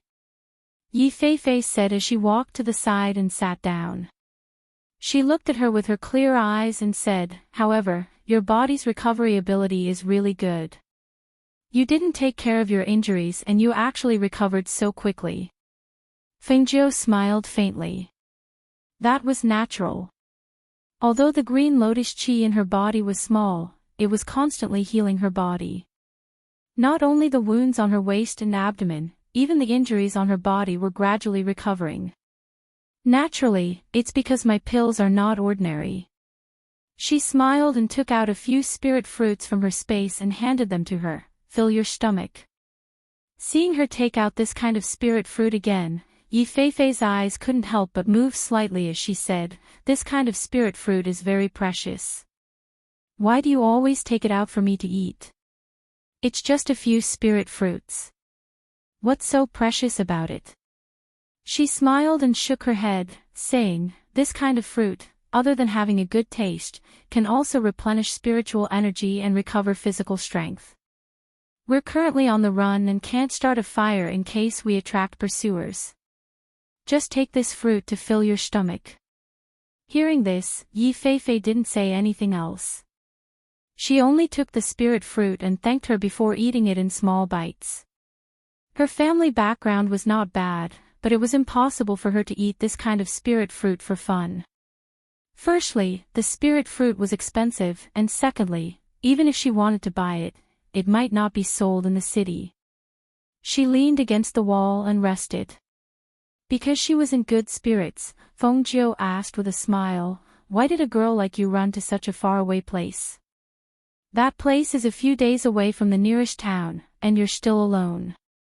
Aren't you afraid that your family will be worried? Didn't you also run to such a faraway place? You even got injured all over. Yi Feifei glanced at her and said, although I'm alone, at least I won't be pursued. We're different. Fengjiu chuckled. How is it different? Yi Feifei looked at the 2 contract beasts on the side and curled his lips. You have 2 more contract beasts than me. However, these 2 contract beasts are useless to you. In a critical moment, you still need me to treat your wounds. You're being disliked. Fengjiu glanced at Lao Bai and White Tiger and chuckled. Senior White snorted twice. After glancing at Yi Feifei, he grinned, revealing a row of white teeth, and said, Master, this little girl is useless. Why don't we let little Tiger eat her? Chapter 40-32. Lao Bai snorted softly and ignored her. White Tiger, who was lying on the side, opened its mouth and stretched. Then, it stood up and looked at Fengjiu. Master, let's continue our journey. It's safe to return home. In its opinion, even if its master's body had recovered a little, it was still not out of danger. If that person caught up with them, it would be troublesome. However, it would be different if they returned home. With the Yama Lord around, even if something happened, the Yama Lord would protect its master. Moreover, the Yama Lord was stronger than its master. Even if the old man chased them home, he would not be a match for the Yama Lord. Okay, let's go. If we can't return, our family will be worried. As soon as Fingzhou finished speaking, Yi Feifei, who was sitting at the side, saw that she was about to stand up and quickly went forward to help her. Seeing this, Fingzhou smiled and thanked her. He helped her stand up and sat on Lao Bai's back. Yi Feifei flew on her own aircraft and followed them. Fingzhou sat on Lao Bai's back and touched the communication jade tablet in his sleeve. After recovering for 2 days, she only sent a message back to Xianyuanmo's that she was fine. She did not want him to worry about other things, so she did not say much. As for where she was, they would not be able to find her even if she told them. She only told them that she would return home safely. Little tiger, you go back to the space first. We'll speed up and go back. Fengzhou said. He waved his sleeve and put White Tiger into the space. Although Xianyuanmo's didn't say anything at the time and only told her to be careful and pay attention to her safety, she knew that he would definitely do something. So, she thought that it would be better to hurry home and take a look to be at ease. Okay, master, sit tight. Lao Bai said. With a flash of light, he turned from a horse into a white dragon and soared into the sky. Yi Feifei, who was following them on her aircraft, could not help but be startled when she saw the horse turn into a dragon. She sped up and said, "Why can it change? Isn't it from Malaysia?" When Lao Bai heard this, he raised his head proudly and wagged his tail slightly. Fingzhou smiled and said, "Old White is a mutated draconic horse. He can change between a dragon and a horse. I didn't expect it to be so powerful." Yi Feifei's eyes lit up as he looked curiously at Lao Bai in his dragon form. His eyes were filled with envy.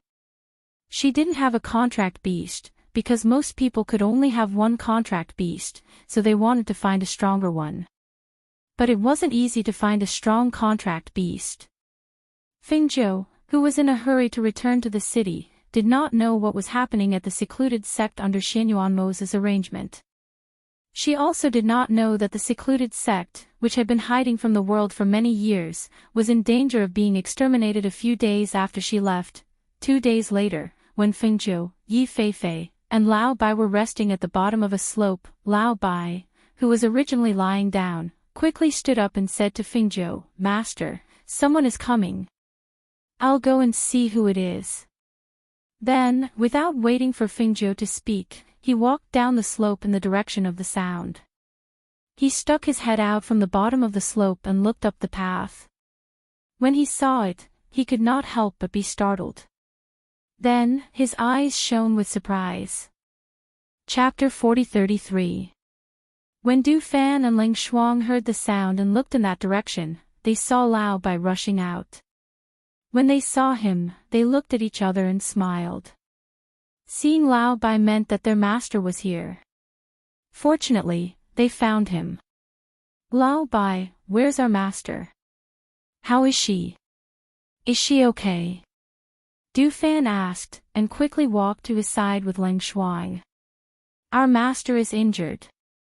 She's over there. It's good that you're here. I can rest assured now," Lao Bai said happily. When he saw their expressions change, he hurriedly said, "Don't worry. Our master's injury is much better now. Come with me. Our master is over there." As he spoke, Lao Bai led them to where Fingzhou was. Fingzhou, who was sitting and resting, faintly heard their conversation. She did not move. She just sat and rested, waiting for them to come over. When Yi Feifei saw this, she said, "Your people are here. Then I'll go first." Just as she was about to leave, Fingzhou grabbed her hand. "What's the hurry? Didn't you say you were going back to the city?" "We're going back to the city too." Fingzhou smiled and looked up. She saw Du Fan and Ling Shuang following Lao Bai and walking quickly towards them. "Let me introduce you to these 2 people." When she saw Du Fan, the smile on Fingzhou's face deepened. Although she did not lift the curtain to see when they entered the city, she more or less knew what happened on that day. When she saw Du Fan and Ling Shuang, she could not help but be curious. What would happen next? When Yi Feifei saw Du Fan and Ling Shuang approaching, she had half covered her face.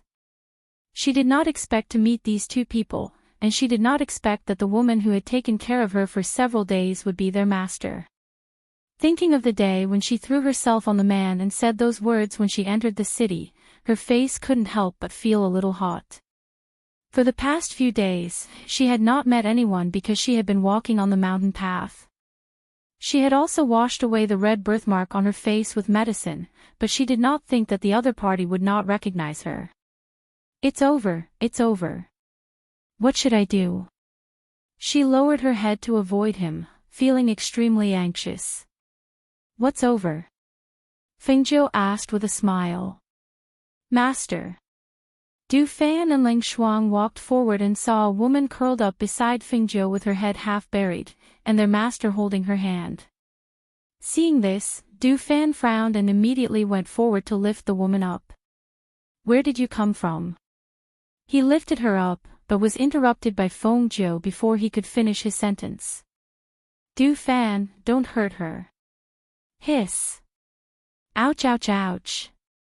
Yi Feifei gasped and did not bother to cover her face as she cried out in pain. Du Fan looked and his brows were still furrowed. He stared at Yi Feifei's face and said, Why do I feel that this person is somewhat familiar? Fengjiu smiled and said, I was injured and she was the one who helped me treat my wounds. She was also the one who took care of me on the way here. Ling Shuang walked forward to Fengjiu's side. Seeing that she seemed to be in good spirits, but her face was still a little pale, he could not help but ask worriedly, Master, are you seriously injured? Where is the wound? Is it better? The wound on my waist was quite serious, but it's much better now. The internal injuries are also gradually recovering. There's no need to worry. Fengjiu said and then asked, Is everything okay at home? Chapter 40-34. They were following the Yama Lord's orders and did not expect to meet their master here. Du Fan let go of Yi Feifei. Seeing that she wanted to escape, he immediately reached out and pulled her back. Why are you running away? Who's running away? I'm leaving. There's nothing for me to do here. Your master is also there. I didn't do anything bad to her. Yi Feifei said, turning his face away so that they wouldn't see him. The more she acted like this, the more Du Fan felt that something was amiss. He felt that he had seen her before, but he could not remember where. He asked, Where did we meet before? No, how could that be? Yi Feifei felt as though someone had stepped on her tail. Her entire body tensed up as she denied it. Ling Shuang glanced at her and said, She's the girl we met when we entered the city. She paused and looked at Du Fan with a smile in her eyes. She was the girl who threw herself at you and said she wanted to give her body to you. Hearing this, Du Fan stared at her face suspiciously. Now that Ling Shuang mentioned it, his mind was reminded of the obvious red birthmark on one side of her face, as well as the other side of her face that was exceptionally delicate. Instantly, he loosened his grip and hurriedly let go of her. He even involuntarily took a step back. It's you. It's not me. As soon as Du Fan's voice fell, Yi Feifei quickly denied it. However, after her voice fell, the air fell silent. Then, Du Fan opened the fan in his hand with a swish and looked at her with a smile on his face. So it really is you. No wonder I couldn't recognize you. The red birthmark on your face is gone today. You look like a different person. If Ling Shuang did not mention it, I wouldn't have remembered you. He paused and the smile on his face gradually disappeared. He stared at her coldly, But how did you coincidentally save my master? Do you have any ulterior motives? She was the daughter of an aristocratic family in the city. She was a woman that everyone hated. How did she meet his master? If it wasn't a scheme, then what was it? Yi Feifei, who originally wanted to leave, immediately widened his eyes. What do you mean? What do you mean by that? Why don't you ask your master an old wait yourself, and see who it was that forced me to come here? You make it sound like I'm sticking to you on purpose. Do you really think I'm some kind of elegant and handsome man? She glanced at Du Fan in disgust and said, You're always fanning yourself with that stupid fan. It's not June. Even if you're not cold, I feel cold for you. Poochie. Hearing this, Fengjiu couldn't help but laugh. Her beautiful face was overflowing with a smile. She looked at the stunned Du Fan with a teasing smile in her clear eyes. She couldn't stop smiling. This was the first time Du Fan had met someone who dared to talk to him like that. Interesting. Very interesting. Ling Shuang looked at them and couldn't help but smile when she heard this. She looked back and forth between the two of them, but she didn't say anything. Chapter 40-35. You. Du Fan took a deep breath and pointed at her with his fan. Demeanor, this is called demeanor, do you understand? A good man doesn't fight with a woman, I won't bicker with you. Yi Feifei snorted and ignored him. She crossed her arms over her chest and leaned to one side. Master, the Yamo Lord has made a decision these days, Du Fan walked up to Fengjiu and squatted down, telling her about Xianyuan Mo's recent arrangements and movements. Hearing this, Fengjiu's eyes flashed, so, he used my name to gather people to destroy that hidden sect. That's right. Calculating the time, it should have been cleaned up by now. Except for Bai Qingqing, Qin Axian, Ling Hua, and Ing Yi who are at home, the others have followed Qi Kong to that hidden sect.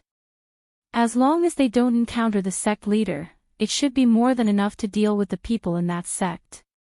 That sect leader is definitely not in the sect. I think he might have gone back to his home. Fengjiu said slowly, a dark light flashing through her clear eyes, the thing he is looking for is with me. He definitely won't leave it in the sect for others to find. It is very likely that he went back to his home from the other side when he couldn't find me.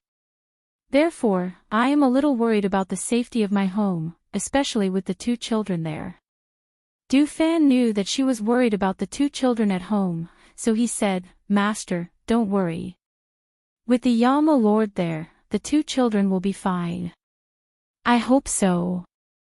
Fengjiu sighed softly, stood up, and said, Since you are here, let's go back together. No matter what, I still feel that I have to see it with my own eyes to be at ease. Okay, then I will take Master with me. Du Fan said, looking at Ling Shuang. I will take her. Ling Shuang said, looking at Yi Feifei. If you want to go back, just go back. Why bring me along? Yi Feifei said. He didn't want to go with them. Fengjiu smiled, looked at her and said, You saved me, I still owe you a life. Since you're alone outside, why don't you come back with us? If there's anything you need our help with, we're all here to help. Hearing this, Yi Feifei glanced at Fengjiu and muttered, You can't even protect yourself, what can you do for me? Fengjiu smiled and said slowly, That depends on what you need me to do for you. She glanced at Senior White, and then with a command of her divine sense, she flicked her sleeve and put Senior White into her space. Du Fan did not fly on his sword. Instead, he tossed the fan in his hand into the air. The fan instantly expanded and landed in front of them like a spaceship. Master, sit down and rest. Du Fan said, jumped onto the fan with her, and helped her sit down. Yi Feifei looked at the fan with some surprise. She didn't expect the fan to be a magic weapon, and it didn't look like an ordinary magic weapon. Miss Yi, let's go. Ling Shuang said, summoned his flying sword, and brought her along. He followed Fengjiu and Du Fan back. Their figures flitted through the air at an extremely fast speed, as if they were passing through the wind. After a while, they disappeared into the clouds, just as Fengjiu expected, when the suzerain of the hidden sect couldn't find Fingzhou, he changed his target. He set his sights on Xianyuan and their child who lived in the city. Chapter 40-36. Perhaps it was due to his confidence in his own abilities, but he did not think that he would be a match for the Yama Lord, Xianyuan. After entering the city, he looked no different from an ordinary old man in his gray robes. His hair was white, and he was dressed in simple gray robes. His appearance was inconspicuous, and the pressure and aura he exuded made him look ordinary and inconspicuous. His gaze swept around the surroundings, then he strode forward. According to the news from his sect, the Fengzhou's man and child were staying in this city. As long as he could find the location of her child, he did not believe that she would not hand over the item. When he thought of the item that was taken away, the anger in his heart surged, but he suppressed it. In a house in the city, Xianyuan was drinking tea and playing chess with the monk in the courtyard. After the monk placed a chess piece, he picked up a black chess piece with 2 fingers and played with it for a while. Then, he slowly placed the black chess piece down. The monk glanced at it, then picked up a white chess piece and placed it down. Just as his white chess piece was placed down, the black chess piece followed suit and surrounded the white chess piece, putting him into a dead end. "Almsgiver, your chess style today is very aggressive," the monk said slowly. "Master, are you admitting defeat?" Xianyuan looked at him and asked. He was still playing with the black chess piece in his hand. "This poor monk's chess skills are no match for Almsgiver. We have been playing for an entire morning, but I have not won a single game against Almsgiver. I am ashamed," he said slowly with his palms together. Xianyuan's lips curled up slightly, revealing a faint smile. "It is normal for the master to not win against me." He looked outside the courtyard, as if waiting for something. This poor monk sees that Almsgiver seems to be waiting for someone. The monk looked at him calmly. Xianyuan's deep black eyes flashed with a dark light. He said slowly in a low voice, "I am waiting for someone who is seeking death." As soon as he finished speaking, he looked at the monk and revealed a mysterious smile. "Master, you can stay and take a look. Perhaps it is someone you know." The monk looked at him and didn't say anything. He only lowered his gaze slightly. Yi, who came out of nowhere, stepped forward and changed a cup of hot tea for the 2 of them. Then, he quietly retreated to a dark corner and quietly guarded them. Suddenly, Xianyuan's eyes flashed as he played with the chess piece. A cold light flashed in his eyes as he stood up in an instant. With a wave of his black robe, he disappeared from the courtyard in the blink of an eye. When the monk saw this, he looked up and hesitated for a moment. Then, he stood up and walked out. At the same time, at the back door, the sect leader of the hidden sect was quietly entering the back door. However, as soon as he stepped into the back door, he felt a wave of energy flow. He immediately withdrew his foot, but it was too late. Swish! A sharp air current streaked across the air and attacked the old man. It was so fast and its aura was so sharp that it made one's heart skip a beat. When the old man sensed the incoming airflow, he instinctively raised his sleeves and a powerful force shot out from his sleeves, dispersing the airflow in front of him. Swish! Chapter 40-37. The old man narrowed his eyes and looked back. He saw a handsome man in a black robe standing not far away. The other party had one hand behind his back and the other in front of his abdomen. His figure was as straight as a pine tree. His restrained aura revealed a powerful aura. Just by standing there, he gave people an indescribable sense of shock. "You are the Yama Lord Xianyuan." The old voice was filled with hostility. It was not a question, but an affirmation. At first glance, the old man's eyes were filled with dread. This person's aura was very strong. In an instant, the information about the Yama Lord Xianyuan flashed through his mind. "I have been waiting for you here for a long time." As Xianyuan spoke, his hand moved, and the Xianyuan sword appeared in his hand. He turned his palm and pointed the tip of the sword diagonally to the ground. The spiritual aura in his palm surged, causing the Xianyuan sword to also surge with spiritual aura, bursting out a powerful sword aura. As soon as his voice fell, his black figure rushed out like lightning. He waved the Xianyuan sword in his hand and attacked the old man at a speed that was too fast for the ears to cover. The old man was shocked. He immediately leaped into the air and jumped more than 10 meters away from the ground. He stood in the air and avoided the attack. Whoosh! Bang! The sharp sword aura slashed the ground, cutting a mark on the ground. With a bang, dust flew up, and the spiritual aura surged. At that moment, all the forces in the city were alarmed. What's going on? Where did they start fighting again? In a family, a middle-aged man who heard the commotion hurriedly jumped into the air and jumped onto the roof of his house to look in the direction of the sound. When he reached the roof, it turned out that he was not the only one. The people around who heard the sound had also jumped onto the roof to check the news. From afar, they could only see two figures fighting in midair. In the air where the two of them were fighting, a powerful pressure formed a visible airflow that surrounded them, as if the two of them were trapped inside. It's there. Is it the person called Yamalord? It seems so. My men found out that he lives in that area. The incident a few days ago caused quite a stir. I didn't expect him to still be there. On the rooftop, the patriarchs of several neighboring families were chatting as they stared in the direction of the battle. I just received news that the hidden sect has been completely wiped out. Didn't you say that Fengjiu came to our place? It is said that the woman is a legendary figure. She is the Lord of heaven and earth as a woman. Moreover, she is proficient in medicine and poison. She has the ability to bring the dead back to life. Moreover, her strength is also very outstanding. However, that is what the rumors say. I have never seen it with my own eyes. I don't know if it is exaggerated. The few of them chatted while watching from afar. They saw that the two seemed to be equally matched, but their strength was far above theirs. This made them break out in cold sweat. Among the people in this area, the true experts were all hidden. The sudden appearance of one was enough to shock them.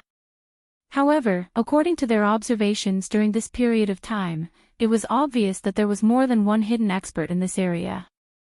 Chapter 40-38. Xianyuan Mo stared at the old man coldly. The Xianyuan sword in his hand fell on the old man's shoulder and was caught by his palms together. However, the blade was still stuck on his shoulder. As it could not be cut down, he pulled the sword out of his hand. The moment he pulled the Xianyuan sword back, the old man cried out in pain. Blood immediately splashed out from the hand holding the Xianyuan sword and the shoulder that was cut by the blade. He did not give the old man a chance to breathe. The moment he pulled the Xianyuan sword back, the blade in his hand attacked again, quickly and fiercely toward the old man's fatal spot. Seeing this, the old man gritted his teeth. His body suddenly fell from mid-air into the courtyard below. He pushed with both hands, and a powerful force hit the things in the courtyard with a whoosh. The things in the courtyard were scattered in all directions, making a rumbling sound that echoed throughout the house. He listened carefully, hoping to hear the cries of the children. However, no matter how much noise he made, he couldn't hear the cries of the children in the house. Therefore, he couldn't find out which courtyard the two children were hidden in. You want to find my children? Xianyuan Mo sneered. He raised the Xianyuan sword in his hand and pointed the tip of the sword at the old man. Perhaps you still don't know. Your sect has been reduced to ruins. As for my children, you are not qualified to see them. As soon as his voice fell, Xianyuan Mo's figure flashed. The blade instantly split into three and attacked the old man below. In a corner of the house, the monk looked at the two people fighting. His gaze swept past Xianyuan Mo's and landed on the old man. He said, "This person is the master of the hidden sect, right?" Yi stood not far behind and watched. When he heard the monk's words, he did not answer. He just watched the old man's expression gradually change. The aura on his body gradually changed, and his eyes gradually turned blood red. Because of the change in his aura, the momentum of his whole person also changed in an instant. The old man, who had originally avoided a head-on confrontation with his master, actually turned around at this moment. A voice full of hostility came out of his mouth. "I'm going to kill you. I'll kill you all." A ruthless aura burst forth from his body, and a powerful airflow violently attacked Xianyuan. It was as if he didn't want to live anymore, and was actually fighting like he was going to die in order to find a way out. As soon as Feng Jiu and Du Fan entered the city, they sensed that something was off in the city. When two god kings clashed, all the cultivators in the city would be able to sense it if the pressure of their strength permeated the surroundings. Therefore, as soon as they entered the city, they felt a powerful pressure enveloping the city. "As expected, they have come," Feng Jiu said, a cold light flashing through her clear eyes. She said to Du Fan, "Let's go." Du Fan took her in the direction of the house, but he did not take her directly back to the house. He sent her to a place near the residence and said, "Mistress, you're still injured and your strength hasn't recovered yet. It's best if you don't get too close. Just stay here and watch. With the Yamo Lord at home, nothing will happen." Ling Shuang also landed on the side with Yi Feifei. However, they could not see the situation in the courtyard from here. Chapter 4039. However, just as Feng Jiu was worried about the two children, Xianyuan's attack changed. Qi gushed out from his body. Compared to the previous attack, this attack was even more deadly. He threw the Xianyuan sword in his hand and set up a sword array in the air to prevent the old man from escaping. His figure rushed forward in an instant and struck the old man with a thunderous palm. His speed was as fast as the speed of light. Feng Jiu watched with slight surprise. His palm was so powerful that even she could feel it from here. The combination of speed and pressure was so fast that it was impossible to dodge. Sure enough, with a heavy bang, the old man flew out and smashed heavily into the wall of the courtyard. The entire wall collapsed with a bang. The old man stood up from the rubble. Before he could see clearly what was in front of him, he saw Xianyuan rush forward. With extremely fast speed and strange skills, he twisted the old man's hands behind his back. Ah! The moment the bones cracked, a shrill scream came from the old man's mouth. The back of his knee was kicked by Xianyuan. That kick contained hidden power. With a crack, the old man's knee bone broke, causing him to kneel down involuntarily. However, he had no choice but to straighten his body because his hands were twisted behind his back. He struggled, but in the next moment, he felt a palm strike his head. In an instant, his eyes were filled with horror. With a sharp voice, he exclaimed, "No!" Bang! The moment his voice came out, all the spiritual power in his body rushed to the top of his head and spread out from there. His cultivation was crippled, and his hands were twisted. The sect master of a sect had undergone an earth-shattering change in an instant. His spiritual power leaked out. As his cultivation dissipated, his body quickly withered and wrinkled. In the blink of an eye, he was lying on the ground like a bag of bones. Only a weak breath was left. Seeing this scene, Feng Jiu felt relieved. Her eyes flashed and a proud smile appeared on her face. Her man wasn't just a little powerful. Xianyuan looked at the old man who was lying on the ground. He stood with his hands behind his back and the sword array around him had not been released. He stared at the old man who was panting on the ground and spoke in a low and cold voice. "You dare to come here after injuring this monarch's woman? You've got guts." As soon as he said that, a sword chi from the sword formation above him shot down with a swoosh, piercing into the old man's skinny thigh. Hiss! The old man let out a blood-curdling scream as blood flowed out of his mouth. Because his arms were broken, he could only lie on the ground powerlessly. His face was pressed against the ground as blood dripped down from the corner of his mouth. Since you've delivered yourself to my doorstep to seek death, I'll naturally grant your wish. As soon as Xianyuanmo's finished speaking, the second sword chi struck down from above, aiming for the old man's shoulder. The old man let out a muffled groan. His already weakened chi seemed to have been cut off after the second sword chi pierced through him. He lay on the ground, motionless. Chapter 40. Amitba. The Buddhist monk walked out and murmured softly when he saw the scene. He then sighed. The sect master of the hidden sect had been in seclusion for many years and had never left the mountain gates. He never thought that he would die here on this trip. He sighed softly as he looked at the dead person on the ground. A cultivator at the peak of the Divine King level had been killed just like that. Life and death, it did not matter if it had happened in an instant. Xianyuanmo looked at him and asked in a low and cold voice, "Great Master, do you want to bring this body back to report on your mission?" When Fengjiu had sent a message back, he knew that she must have been severely injured. Otherwise, her return date would not have been delayed. Based on her cultivation level, she would either not be injured or she was severely injured. Even if she did not say it, he could guess it. Hence, when he found out that she was severely injured, a murderous intent rose in his heart. Not only did he want to kill the sect master of the hidden sect, he wanted to destroy the entire hidden sect as well. Anyone who dared to touch his people, no matter who it was, he would kill them. "Mose, I'm back." Fengjiu's gentle voice sounded with a hint of relaxation and laughter. When Xianyuanmo heard her voice, he immediately turned towards the direction of the voice. When the figure entered his sight, his murderous aura and cold aura disappeared without a trace. The black figure raised his chi and swept across the air. In the blink of an eye, he had arrived by Fengjiu's side. "How are you? Are the wounds on your body better?" Xianyuanmo asked.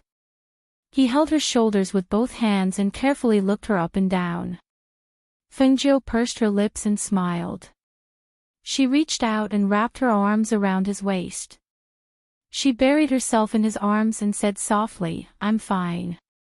It's just that my injuries still hurt a little." Her gentle voice carried a hint of exhaustion. Xianyuanmo's heart clenched when he heard this. He hurriedly asked, "Where does it hurt? Have you applied medicine?" I've applied medicine," she replied. "I'll take you back." As he spoke, he turned his hand and carried her in his arms. He tiptoed and headed towards the house. Seeing Fengjiu being taken away by Xianyuanmo, Yi Feifei elbowed Du Fan and said, "Hey, is that man her husband?" Du Fan glanced at her, and with a move of his hand, he grabbed her by the collar and dragged her towards the residence. Hey! Why are you grabbing my clothes? Let me go, let me go." Yi Feifei's hands tightly pulled the collar that was strangling her neck. The feeling of being carried away was very bad. She wanted to kick him with her feet, but he avoided her. Ling Shuang was watching from behind. Seeing the two of them like this, he smiled and followed them. When they reached the courtyard, Du Fan let go of Yi Feifei's collar and said to her, "You can stay here for now." Before he could finish his words, he was hit hard between his legs. It was so painful that he clamped his legs together. He wanted to cover it with his hands, but he couldn't reach them. He could only bend his knees and waist. His face was red as he twisted there. It was as if he couldn't breathe. His face was red. "Who told you to grab my collar? Are you trying to strangle me? Do you think I'm easy to bully?"